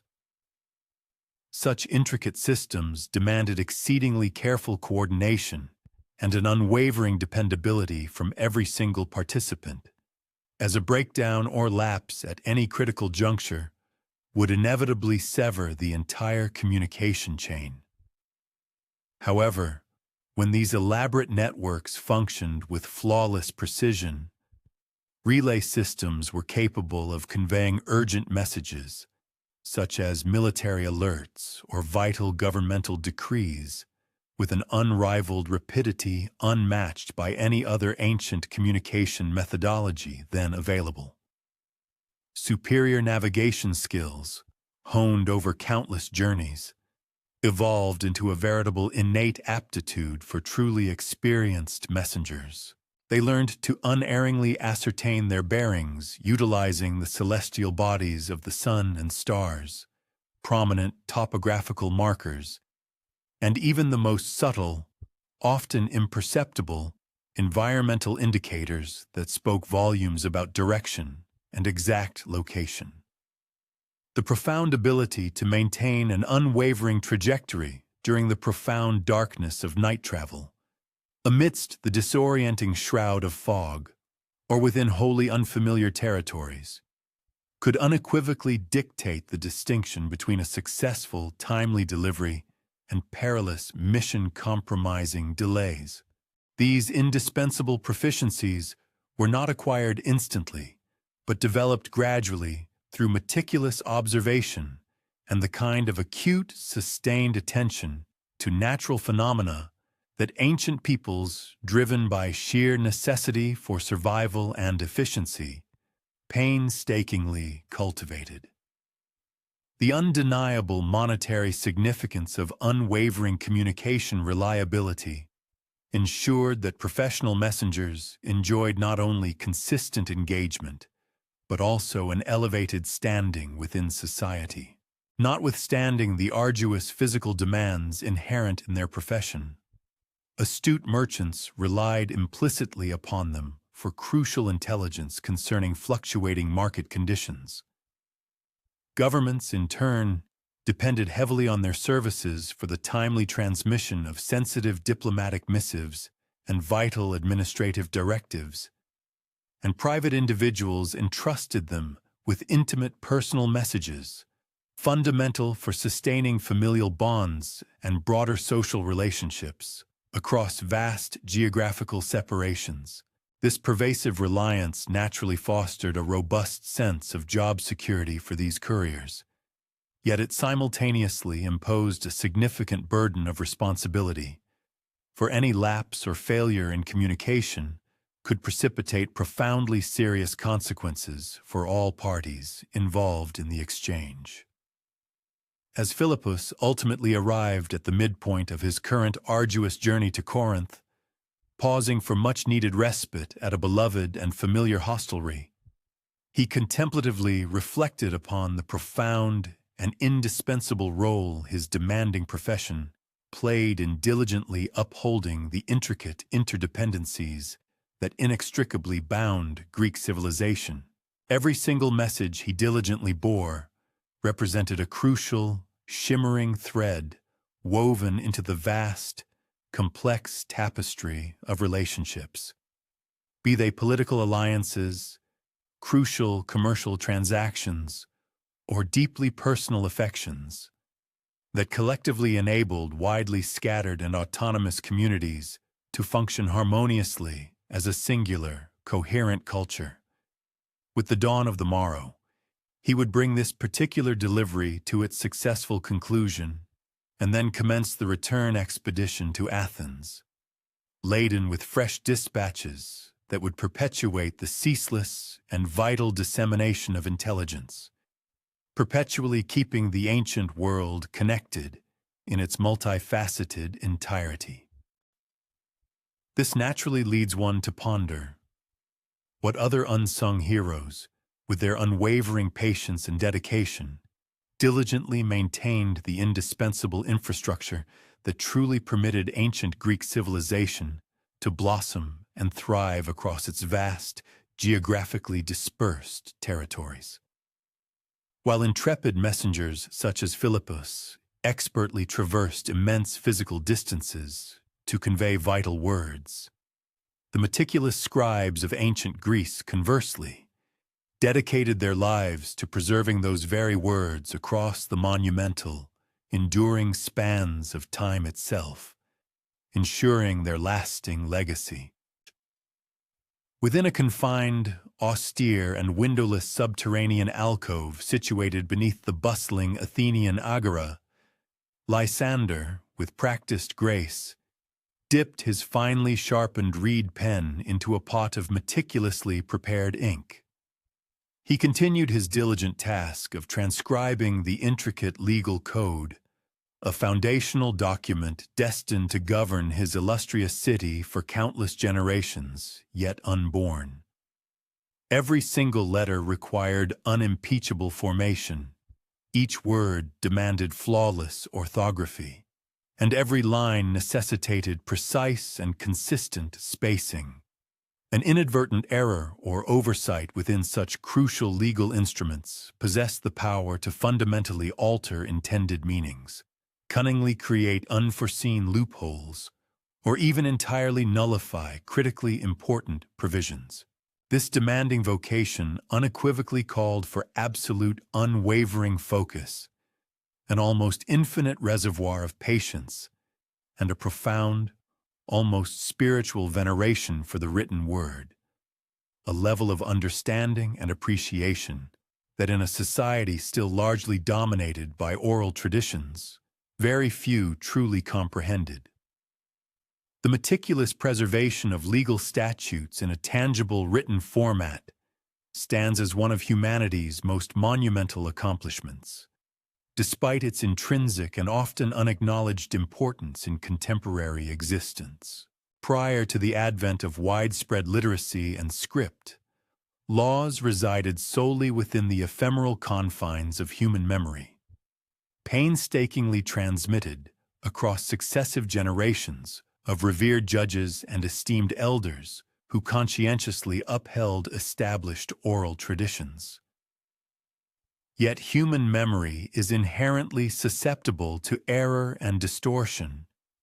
Interpretations inevitably became mutable over the passage of time, and contentious disputes frequently erupted concerning the precise wording and true intent of the law. In stark contrast, codified written law offers an unwavering bedrock of stability, ensures consistent application, and, crucially, provides an irrefutable reference point, allowing for the direct consultation of exact wordings whenever ambiguities or contentious questions inevitably arise, thereby upholding justice and order. The intricate challenge of legal transcription often necessitates the meticulous rewording of inquiries as they emerge. Lysander, a master of his vocation, acquired his profound expertise through an established pedagogical path, dedicating numerous years to an apprenticeship under venerable scribes. These mentors not only imparted the sophisticated technical proficiencies of textual reproduction, but also instilled in him a deep appreciation for the solemn obligations inherent in safeguarding crucial historical and governmental texts. His formative instruction commenced with the preparation of writing implements, a process that encompassed the precise shaping of reed pens to achieve optimal point and pliancy, the formulation of indelible inks designed to retain legibility across centuries, and the meticulous treatment of parchment and papyrus surfaces to ensure pristine ink reception and enduring structural integrity. The physical rigors associated with scribal labor, while differing from those encountered by couriers or artisans, were nonetheless profoundly demanding.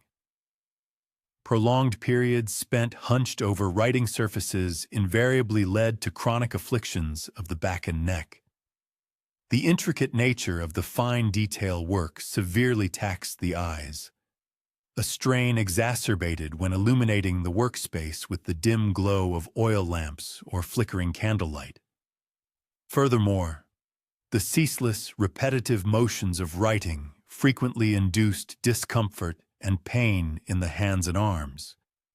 Yet, arguably, the most formidable hurdle was the relentless mental requirement for sustained, unwavering concentration. A momentary lapse in vigilance could introduce egregious errors, necessitating the laborious recreation of entire textual segments. The voluminous legal instruments meticulously duplicated by Lysander encompassed the full spectrum of civic existence. This extensive repertoire included commercial statutes governing contractual agreements, intricate trade pacts, and the nuances of property ownership, criminal codes delineating offenses and their corresponding retributions, constitutional mandates establishing governmental operational procedures and the fundamental entitlements of citizens, and administrative directives ranging from the regulation of bustling market activities to the orchestration of sacred religious observances. Each distinct category of document mandated specific formatting conventions, varying levels of granularity, and divergent methodologies for organization and interreferencing. A profound comprehension of the textual content he reproduced elevated Lysander to a more proficient scribe, empowering him to discern potential inaccuracies that may have infiltrated original source documents and to ensure unwavering consistency in legal terminology. He cultivated an expansive command of Athenian jurisprudence, not through formal didactic legal instruction, but rather through the assiduous process of transcribing countless legal provisions, keenly observing the complex interrelationships between disparate laws and witnessing firsthand the practical application of legal doctrines across a myriad of circumstances. The materials designated for legal documents were held to the most stringent benchmarks of resilience and longevity.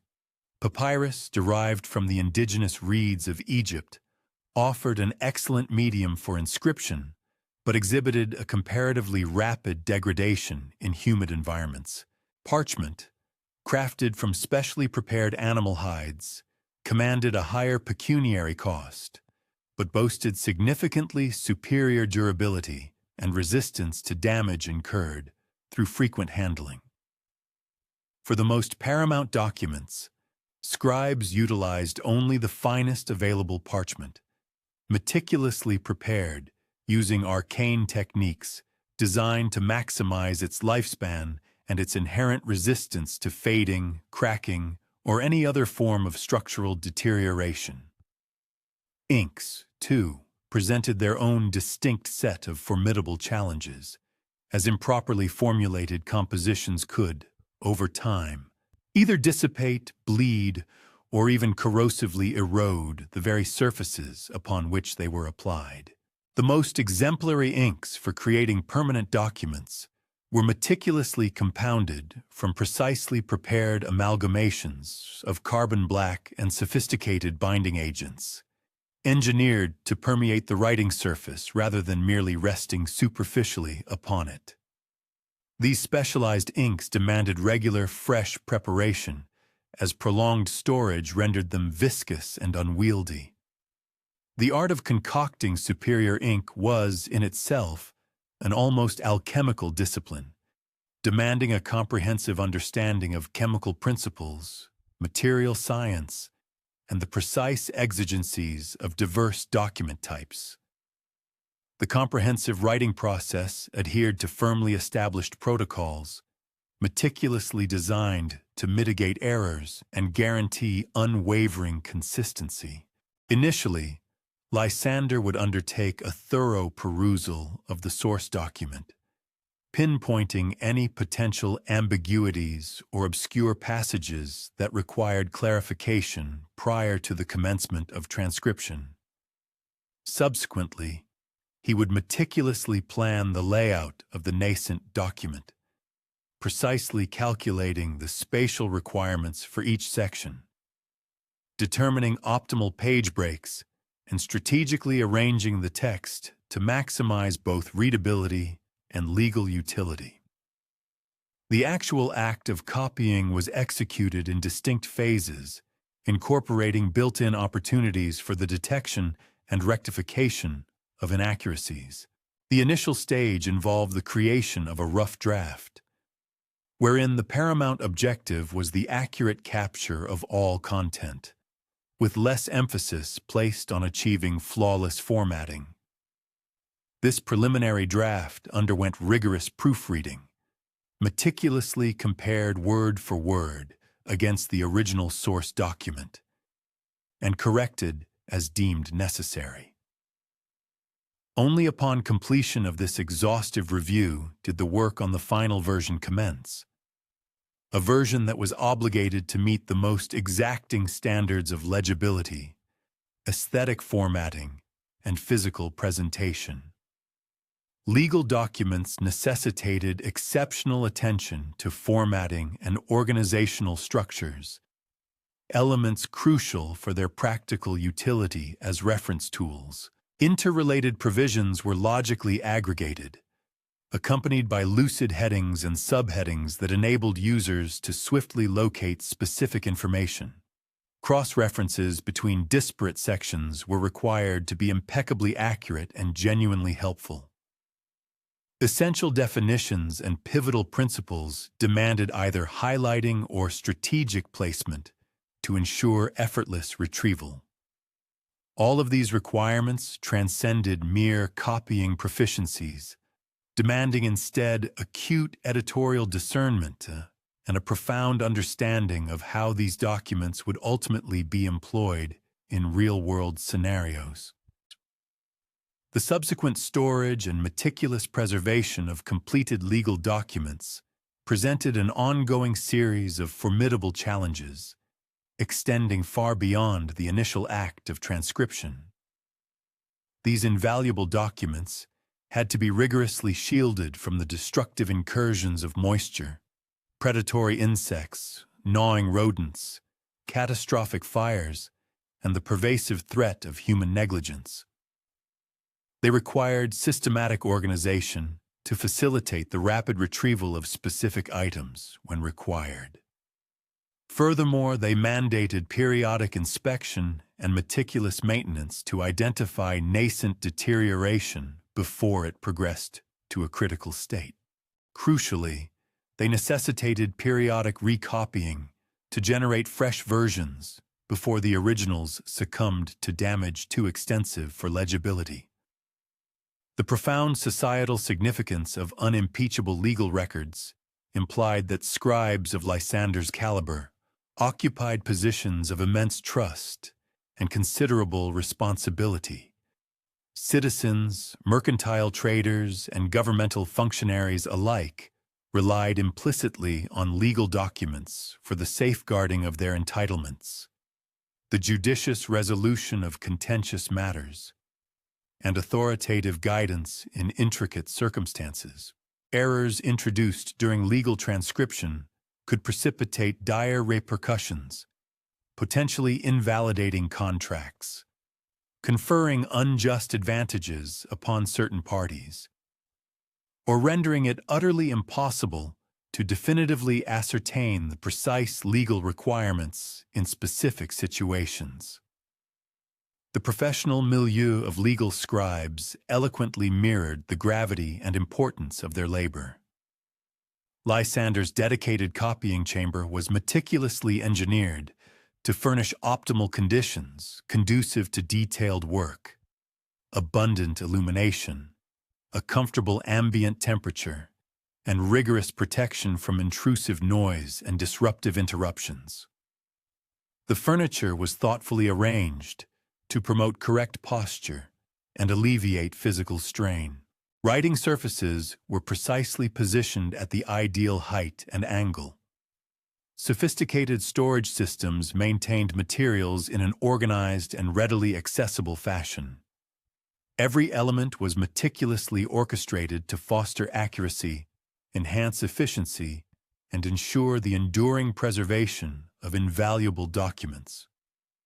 Collaborative effort among scribes was an indispensable component for undertaking monumental undertakings, such as complete legal codifications or expansive administrative archives.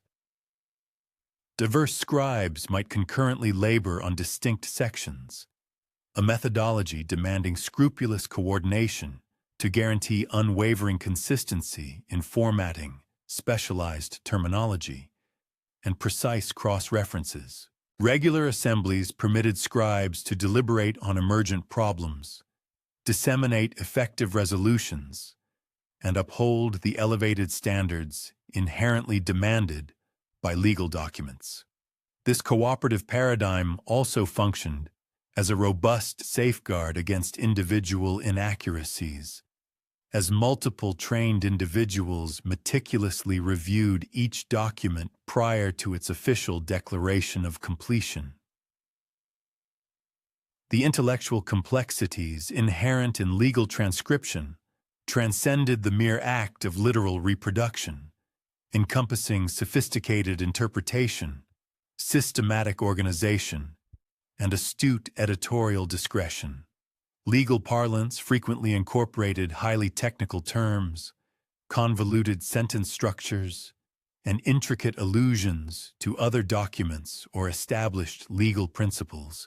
Scribes were obliged to grasp these intricacies with sufficient depth to discern when something appeared illogical, when cross-references were erroneous, or when particular formatting choices might inadvertently engender confusion for future users of the documents. The rigorous instruction of nascent scribes demanded not merely the impartation of technical proficiencies, but also the inculcation of the precise attitudes and diligent work habits indispensable for legal transcription.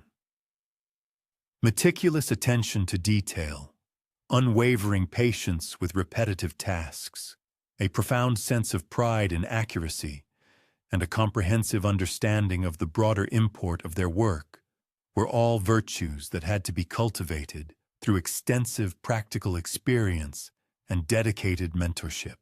Master scribes like Lysander approached this pedagogical responsibility with profound earnestness, cognizant that the future integrity of legal records rested squarely upon the efficacy with which they prepared their successors. The economic dimensions of scribal employment reflected the high societal premium placed upon accurate legal documentation. Professional scribes commanded attractive remuneration, enjoyed stable employment, and were accorded considerable social esteem. The specialized materials they utilized, premium parchment, indelible inks, bespoke tools, represented substantial communal investments, willingly undertaken due to the paramount importance of possessing reliable legal documentation. This robust economic underpinning empowered scribes to prioritize the quality of their output over sheer speed, thereby producing documents destined to serve their communities for many generations. As twilight began to descend, and Lysander brought another section of the legal code to completion, he experienced the profound, quiet contentment that arises from labor dedicated to a purpose far grander than immediate gratification. The words he had painstakingly preserved that day would undoubtedly guide future legal deliberations, safeguard the fundamental rights of citizens, and uphold the delicate equilibrium of social order long after his own name had faded from memory. His unwavering commitment to precision, his patient dedication to accuracy, and his insightful grasp of the overarching significance of written law all converged to form an indispensable cornerstone of civilized society. Tomorrow, he would embark upon a new section, continuing the ceaseless yet utterly vital endeavor of perpetuating human knowledge in an enduring, tangible form. In knowledge in permanent form. What other diligent guardians of ancient wisdom played a crucial role in upholding the intellectual bedrock of ancient Greek civilization? Much like the diligent scribes, such as Lysander, meticulously transcribed and safeguarded the legal statutes that governed Hellenic society, the dedicated salt-gatherers of the Aegean shores diligently preserved the vital foodstuffs that sustained its populace.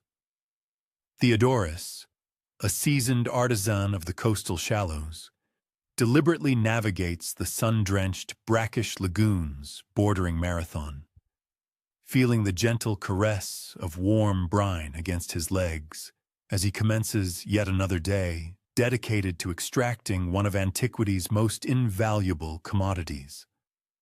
While salt may strike the contemporary individual as prosaic and utterly unremarkable, within the context of the ancient world, its intrinsic value was literally commensurate with its weight in silver.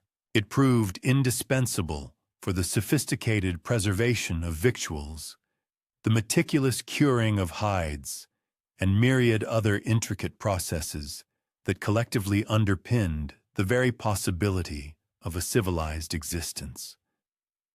The meticulous procedure of extracting crystalline salt from the vast expanse of seawater demands an extraordinary degree of patience, precise timing, and an intimate, almost innate comprehension of localized environmental conditions. A profound understanding that typically necessitates many years to cultivate and master. Theodorus, through decades of dedicated observation, has cultivated an uncanny ability to decipher the subtle, almost imperceptible indicators that signal the perfect confluence of circumstances for optimal salt production. The precise interplay of ambient temperature, atmospheric humidity, prevailing wind currents, and cyclical tidal rhythms that collectively forge an impeccable environment conducive to natural evaporation. An excess of precipitation will inevitably dilute the precious brine, diminishing its efficacy. Insufficient solar exposure will invariably impede the evaporative process. Conversely, an overly vigorous wind will unceremoniously whisk away the nascent precious crystals before they can be effectively collected.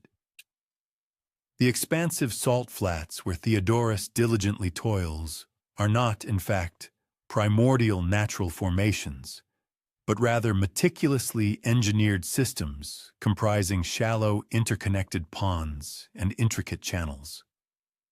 These complex hydrological networks have been assiduously maintained and perfected by an unbroken lineage of salt gatherers spanning countless generations. Each individual pond is calibrated with exacting precision to guarantee a uniform water depth, featuring carefully compacted, clay-lined bottoms designed to meticulously prevent any undesirable seepage, and equipped with ingeniously crafted wooden sluice gates that precisely regulate the flow of water between the various partition sections. The feeding channels, which introduce fresh seawater into this intricate system, are routinely scoured and meticulously cleared to avert any obstruction caused by insidious sand, errant seaweed, or miscellaneous detritus that tempestuous gales might inadvertently deposit from deeper marine expanses. The tranquil hours of early morning represent the optimal period for a thorough inspection of the salt ponds. When the ambient air remains refreshingly cool and the overnight evaporative processes have sufficiently concentrated the brine to its ideal potency, Theodorus proceeds with deliberate, measured movements through the shallow aquatic expanse. He employs a lengthy, custom-crafted wooden rake to meticulously probe the bottom of each pond, listening intently for the distinctive telltale crunch of nascent salt crystals forming on the clay-rich substratum. This auditory cue is singularly distinctive, entirely dissimilar from the soft, yielding squelch of mud or the abrasive scrape of shells and stones. Upon identifying a pond ripe for harvest, he carefully marks its precise location with a wooden stake, ensuring he can return later with the appropriate specialized implements. The actual harvesting of salt transcends mere physical exertion. It is an intricate art form. The delicate crystals must be meticulously gathered at the exact, opportune moment. If collected prematurely, they remain diminutive and inextricably commingled with undesirable impurities. If collected too late, they regrettably commence to redissolve back into the concentrated brine. Theodorus utilizes a highly specialized implement, ingeniously designed as a hybrid of a rake and a scoop, featuring closely spaced wooden tines that permit the efficient drainage of water while simultaneously capturing the invaluable salt crystals. Each careful scoop must be executed with utmost precision to meticulously avoid disturbing the fine sediment resting at the bottom of the pond, an inadvertent action that would invariably contaminate the pristine white salt with unsightly mud and extraneous debris. The painstakingly collected salt is then carefully deposited into robust, woven baskets, each thoughtfully lined with a permeable cloth. This ingenious design facilitates the efficient drainage of any residual brine, while securely containing the precious crystals. These baskets are then strategically positioned on elevated wooden platforms, keeping them safely above the water level, thereby allowing the natural force of gravity to accomplish the bulk of the work in separating the liquid from the solid components. This meticulous process cannot be unduly accelerated. Any attempt to forcibly squeeze or press the salt to expedite water removal would inevitably crush the delicate crystals, thereby significantly diminishing the overall quality of the final product. Instead, Theodorus meticulously arranges the baskets in a carefully considered pattern designed to maximize crucial air circulation and optimize natural drainage.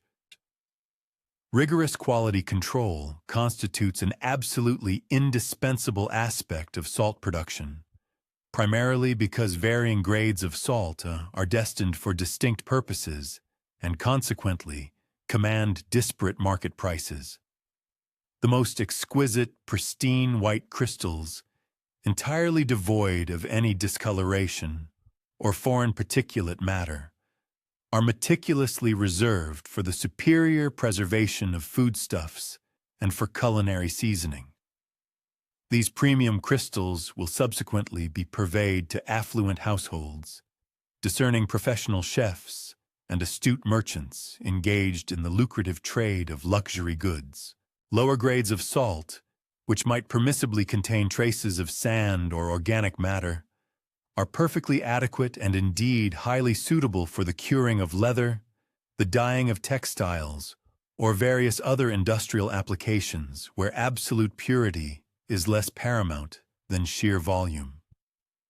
The intricate enterprise of salt gathering necessitates an astute awareness of prevailing market conditions and the cultivation of robust customer relationships, aspects that extend far beyond the purely physical demands of harvesting.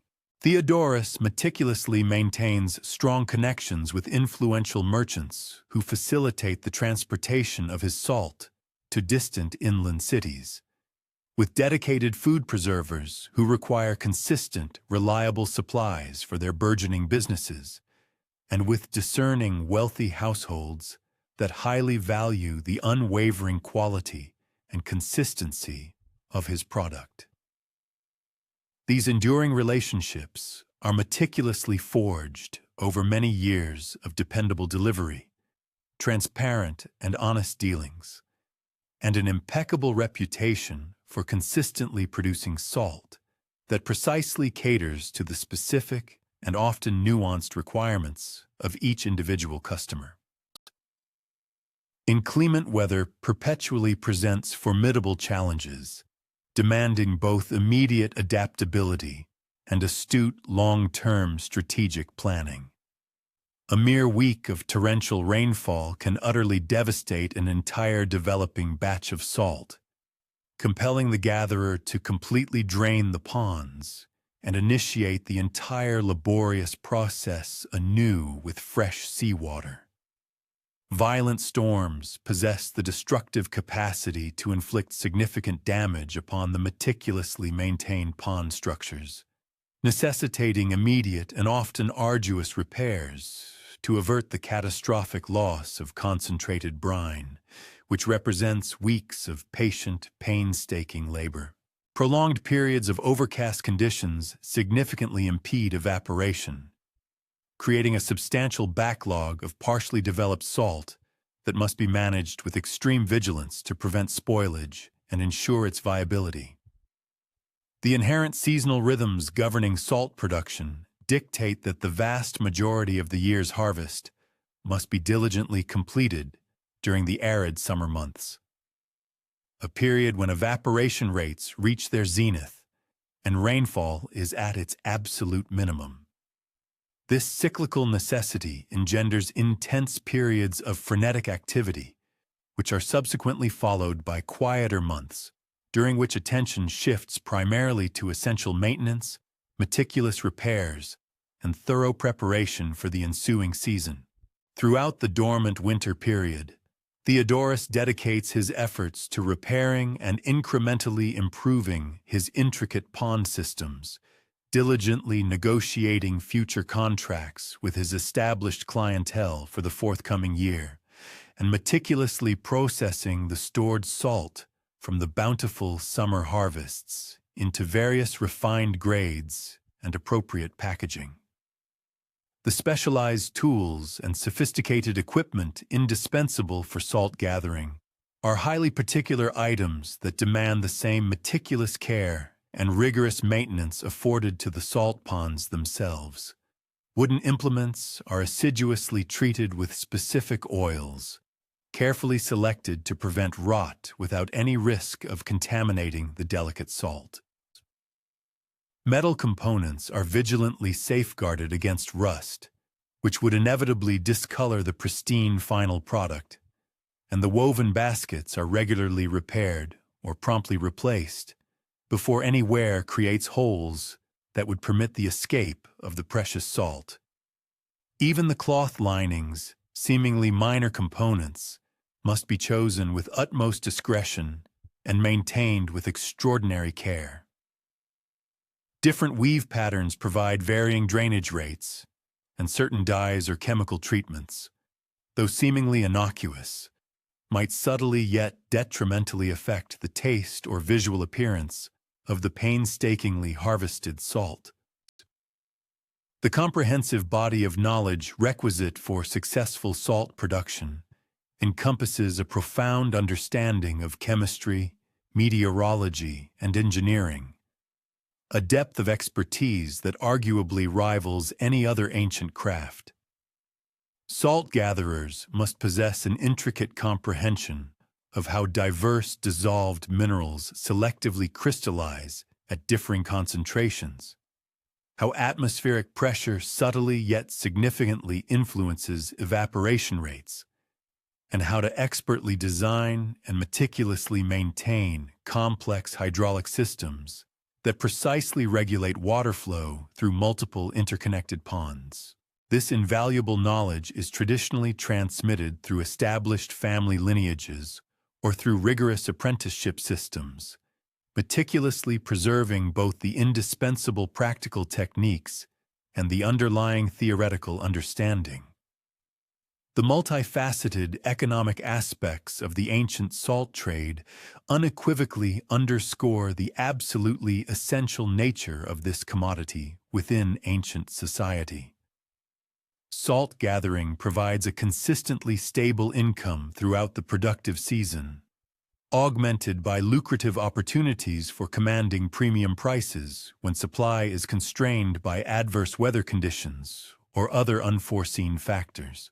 The work necessitates a significant initial capital investment in the intricate construction of ponds and the acquisition of specialized equipment. But these substantial costs can be gradually recouped over many years of sustained production. Crucially, the demand for salt remains unceasing and remarkably predictable. Every individual requires it, and for the vast majority of its indispensable applications, there simply are no effective or viable substitutes. Competition among individual salt gatherers, while fostering a healthy drive for innovation and continuous quality improvement, simultaneously encourages the maintenance of cooperative relationships, which are inherently necessary for the collective sharing of vital knowledge and scarce resources.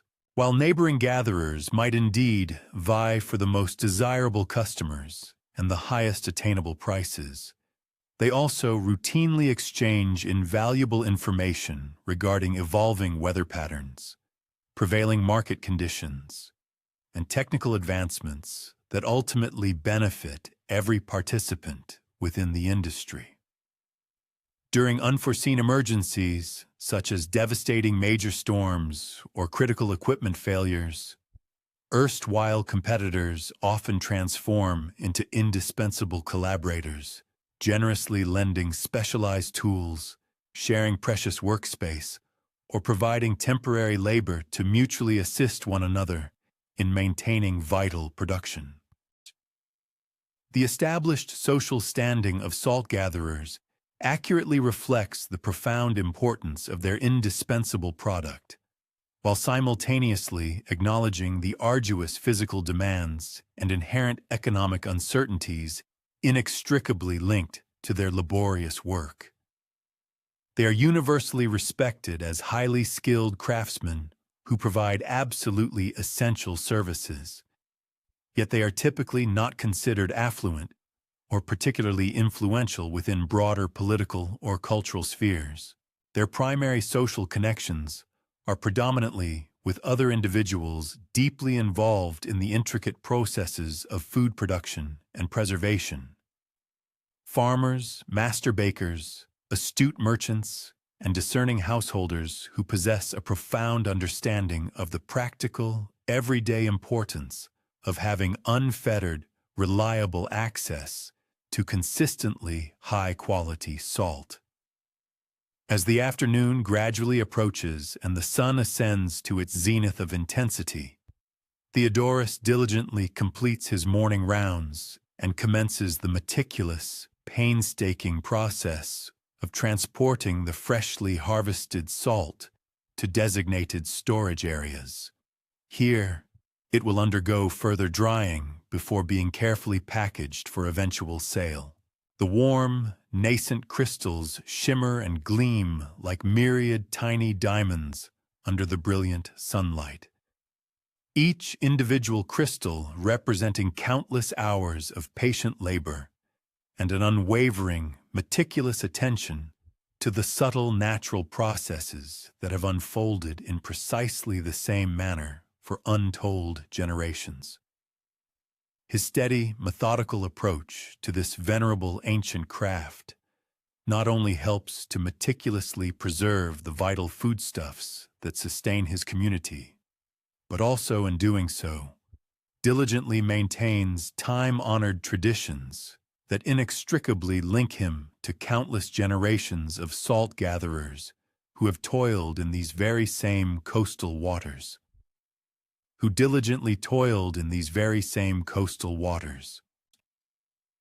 Beyond the vital work of these maritime laborers, what other fundamental vocations were instrumental in enabling the ancient Hellenes to transform raw natural resources into the essential materials that underpinned the very possibility of a sophisticated, civilized existence?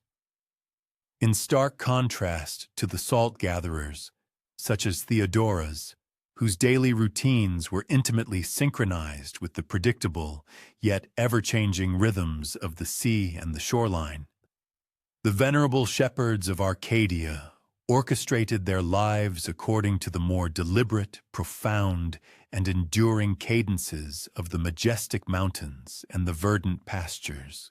Aristomos, a seasoned and sagacious shepherd, meticulously guides his expansive flock along time-honored pathways that meander gracefully through ancient, gnarled oak groves and traverse sprawling meadows profusely scattered with a vibrant tapestry of wildflowers.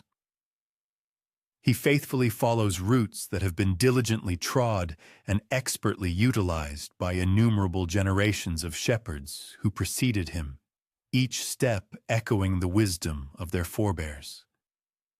The magnificent mountains of Arcadia ascend with a serene majesty, their peaks gently rolling like colossal waves towards the azure sky, their extensive slopes lavishly adorned with a rich profusion of the very finest grasses and aromatic herbs. It is these particular botanicals that are renowned throughout all of Greece for yielding the sweetest, most delectable milk and the exquisitely softest, most highly prized wool.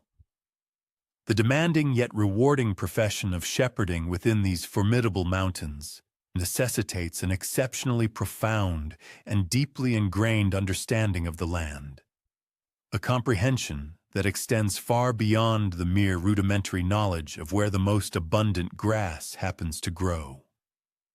Aristomos possesses an uncanny ability to interpret the impending weather conditions simply by observing the intricate and subtle ways in which clouds coalesce and form around specific, prominent peaks. He can astutely forecast the forthcoming availability of precious water resources by discerning the nuanced coloration of the vegetation in distant, sprawling valleys. Furthermore, he is adept at precisely identifying secure and strategically advantageous shelter locations that will offer his cherished flock impenetrable protection from the sudden, violent onslaught of unexpected storms or the stealthy, predatory advances of wild animals. This extraordinary, invaluable knowledge, a veritable heirloom of wisdom, has been meticulously transmitted down through his esteemed family for countless generations. It has been ceaselessly refined and enhanced through a lifetime of diligent experience and meticulous observation, ultimately crystallizing into a truly comprehensive and holistic understanding of how to harmoniously collaborate with the intricate tapestry of natural systems, rather than futilely attempting to contend against their inherent power. The sheep themselves, integral to this ancient way of life, are emphatically not the domesticated, fluffy, and inherently docile creatures commonly encountered on modern, industrialized farms. Instead, they are a breed of exceptionally hardy, remarkably intelligent animals, supremely adapted and exquisitely conditioned to the rigors and unique challenges of mountain existence. Through a lifetime of shared experiences and consistent interaction, they have developed an acute ability to comprehend and faithfully respond to Aristomos' intricate array of signals.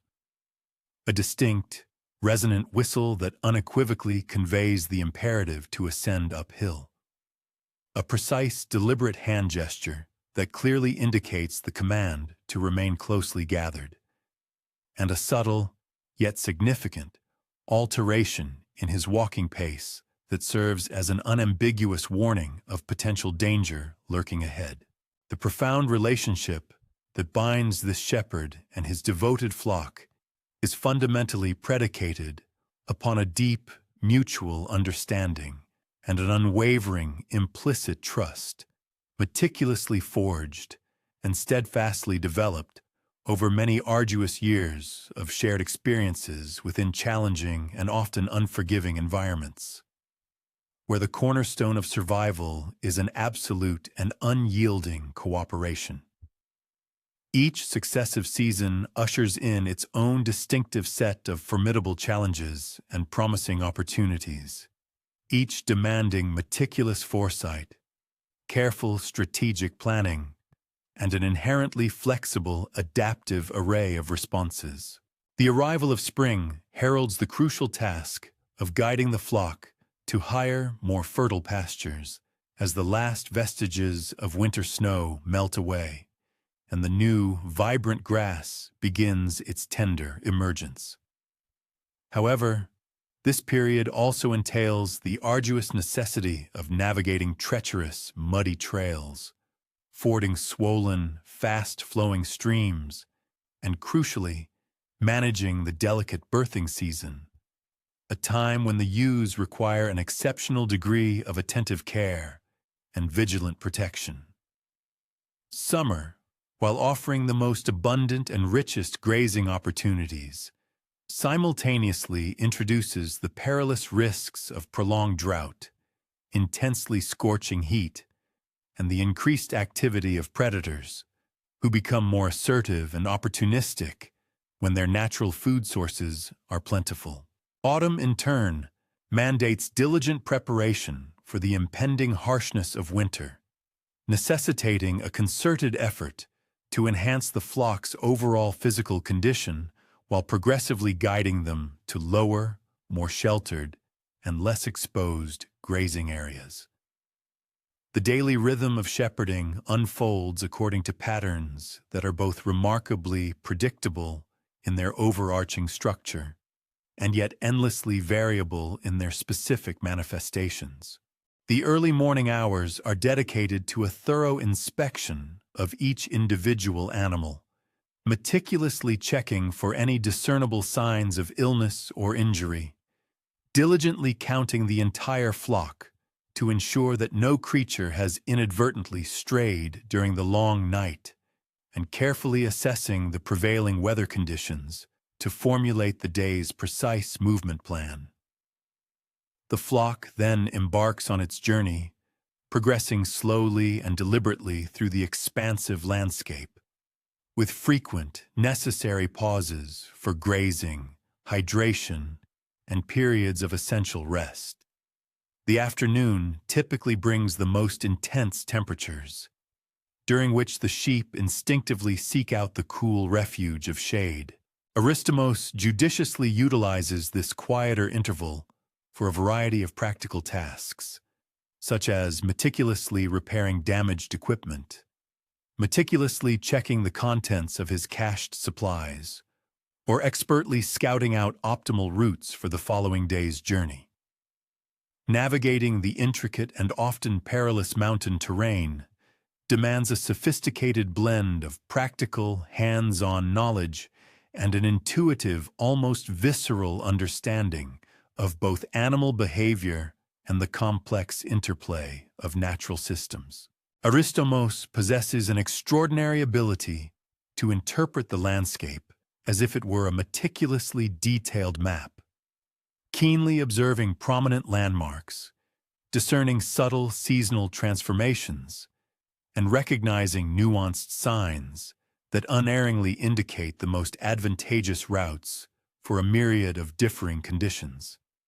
He possesses an intimate awareness of precisely which paths become utterly impassable following heavy torrential rains, which specific areas are inherently prone to hazardous rockslides, and which particular meadows consistently provide the most superior grazing at various distinct times of the year.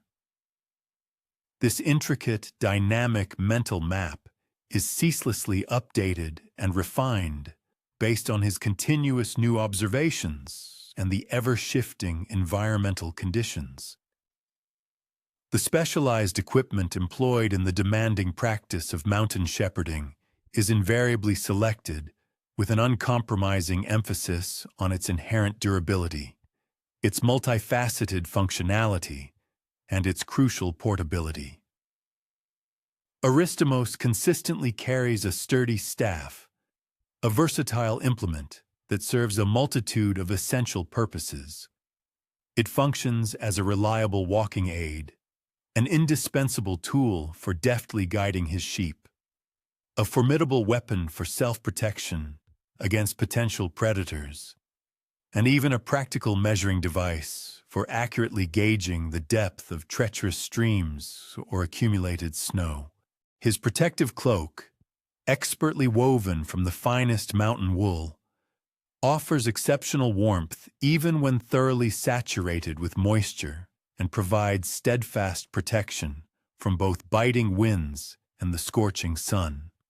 Water containers, essential food provisions, and various repair materials are painstakingly chosen for their optimal weight-to-utility ratio and their proven capacity to withstand the rigors of rough handling in the most challenging and unforgiving conditions. Effective predator management necessitates an unwavering, constant vigilance and the deployment of a diverse array of strategic approaches that meticulously balance the imperative protection of the flock with a profound, inherent respect for the delicate balance of the natural ecosystem. Formidable creatures such as wolves, bears, and large, elusive cats all present significant potential threats, but so too do smaller, more opportunistic predators like foxes, who may target vulnerable young lambs or infirm animals.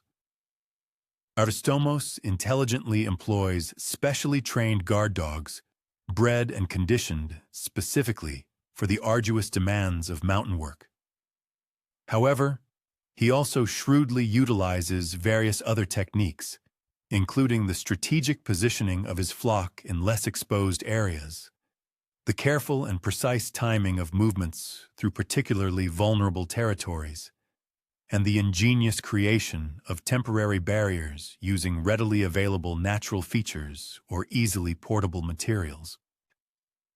The intricate social dimensions of shepherding inherently involve the diligent maintenance of vital connections with fellow herders, the various local communities nestled within the valleys, and the broader interconnected network of individuals actively involved in the extensive processes of wool and dairy production. Shepherds routinely exchange invaluable information regarding prevailing grazing conditions, impending weather patterns, recent predator activity, and current market prices through informal yet highly effective networks that organically span the entire expansive region. They meticulously coordinate their flock movements to assiduously avoid the detrimental effects of overgrazing particular areas and consistently provide mutual support during unforeseen emergencies or exceptionally challenging conditions. These crucial relationships are assiduously nurtured and sustained through regular prearranged meetings at traditional gathering places, the joyous celebrations of seasonal festivals, and the deeply ingrained tradition of hospitality that shepherds unfailingly extend to weary travelers venturing into remote, isolated areas. Breeding management within shepherding demands meticulous long-term planning and the diligent maintenance of detailed, comprehensive record-keeping, all of which are absolutely essential to ensure the enduring health, genetic vitality, and sustained productivity of the flock across multiple successive generations. Aristomos painstakingly tracks intricate bloodlines, diligently monitors the success rates of breeding efforts, and makes discerning decisions regarding which individual animals to retain for future breeding, which to sell to external markets, and which to judiciously trade with other herders to strategically introduce new, beneficial genetic material. These critical decisions are invariably predicated upon a multitude of factors, including the inherent quality of the wool, the overall milk production capacity, the animal's intrinsic disease resistance, and their proven adaptability to the often harsh mountain conditions, characteristics that may not become fully apparent until the animals reach their full maturity. Seasonal festivals and deeply ingrained religious observances provide invaluable opportunities for shepherds to congregate, to openly exchange vital information, and to steadfastly maintain the rich tapestry of cultural traditions that intimately connect them to their profound historical and spiritual heritage. The ancient worship of Pan, the venerable goat-footed god revered as the patron of shepherds and wild, untamed places, encompasses sacred rituals that eloquently acknowledge the fundamental dependence of human communities on the intricate, benevolent systems of nature, and the profound responsibility that inherently accompanies the dedicated care of domestic animals within wild, untamed environments. These deeply meaningful observances serve to powerfully reinforce the ethical dimensions and moral imperatives of shepherding and concurrently provide invaluable spiritual resources for confronting and enduring the inherent isolation and formidable challenges that are an intrinsic part of mountain life. The intricate economic aspects of shepherding encompass a multiplicity of diverse income streams, each of which necessitates a distinct type of specialized knowledge and a keen awareness of specific market dynamics. The profitability of wool sales is intrinsically dependent upon the quality of the fleece, the precise timing of its sale, and the cultivation of strong, reliable relationships with processors who skillfully transform the raw fleece into finished, marketable products. The production of dairy products, such as artisanal cheese and fresh milk, requires a sophisticated understanding of effective food preservation techniques, efficient transportation logistics, and the nuanced preferences of discerning customers. The sale of live animals, in turn, involves a meticulous evaluation of breeding stock, an accurate assessment of meat quality, and a keen awareness of market demand, which itself fluctuates both seasonally and regionally.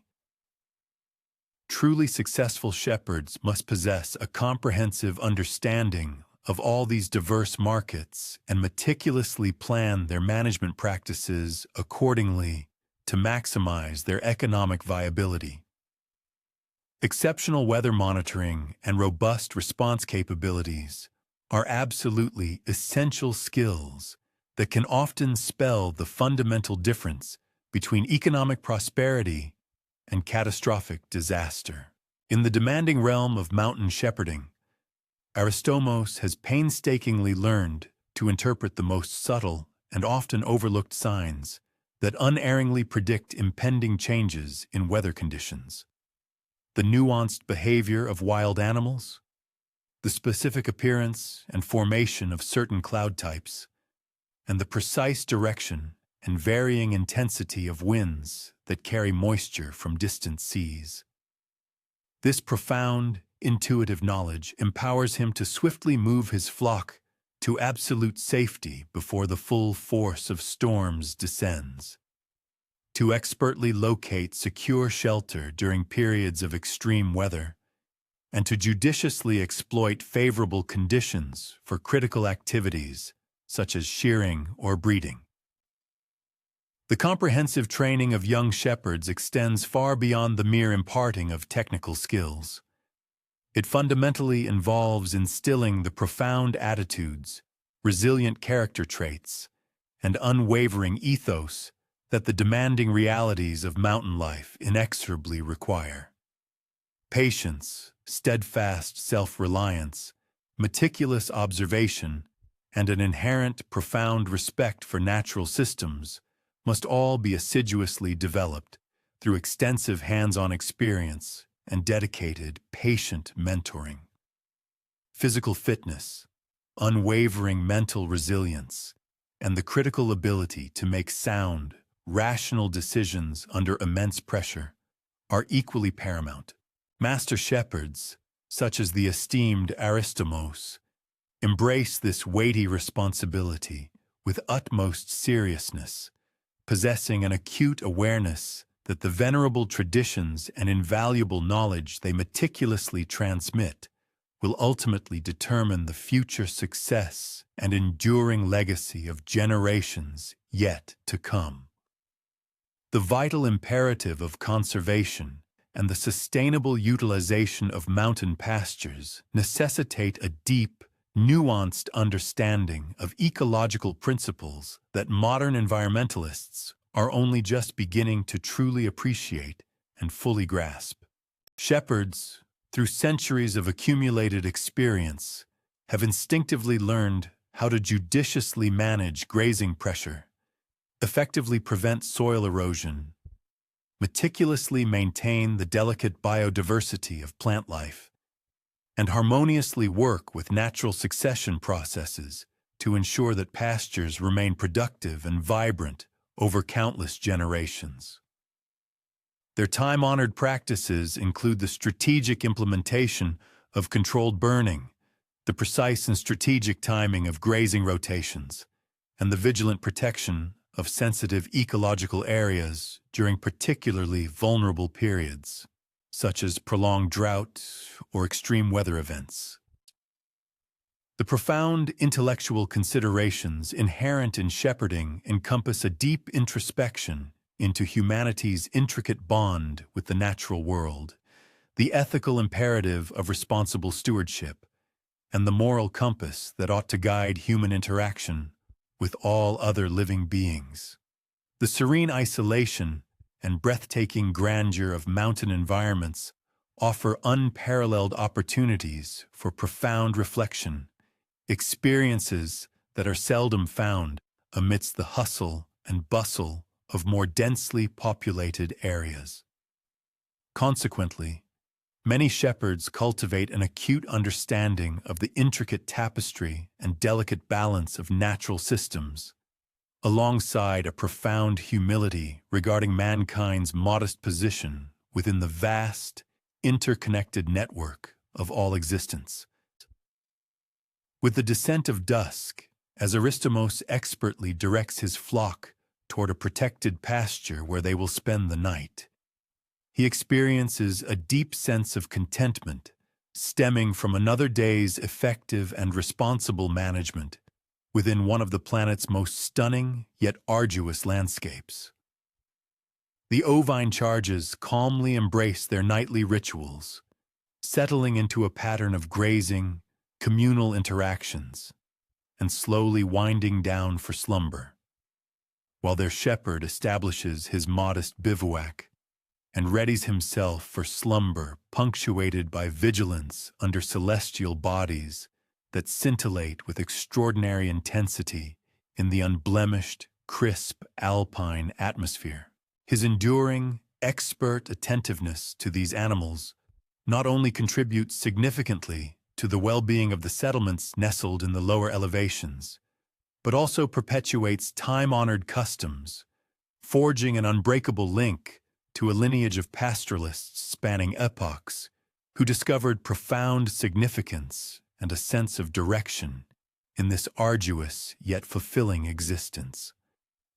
The soft rustlings of the sheep finding their repose, the faint calls of distant nocturnal avifauna, and the whispering currents through the arboreal canopy compose a soothing melody that has resonated across these peaks for millennia, imparting a sense of tranquility and the eternal cadences that arise from existing in a state of equilibrium and concord with the natural world. The intricate task presented involved the meticulous rephrasing of a source text, demanding strict adherence to a comprehensive set of guidelines designed to ensure both faithful reproduction of content and an elevated textual quality. The directive stipulated the preservation of the original text's length and structural integrity, necessitating the expansion of ideas with additional details and illustrative examples to meet this crucial objective. Furthermore, a rich and diverse lexicon, coupled with varied grammatical constructions and expressive literary devices, was to be employed to enhance the prose, consciously avoiding any instances of redundancy or tautology. Factual and terminological consistency, encompassing proper names, specialized jargon, numerical values, and all factual data, was deemed non-negotiable, remaining unaltered throughout the process. The tone and stylistic register were to mirror the original, maintaining, in this particular instance, a distinct journalistic narrative. Above all, the paraphrased rendition was to clearly articulate the main idea and underlying purpose of the source material, all while maintaining a consistent third-person perspective. However, the source text provided for this comprehensive transformation, consisting solely of the fragmented sequence RLD, presents an insurmountable challenge to the fulfillment of these detailed requirements. Without a complete and coherent original passage, the fundamental directives concerning length, structure, factual content, and main idea clarity cannot be effectively addressed, rendering a meaningful and compliant paraphrase an impossibility under these circumstances.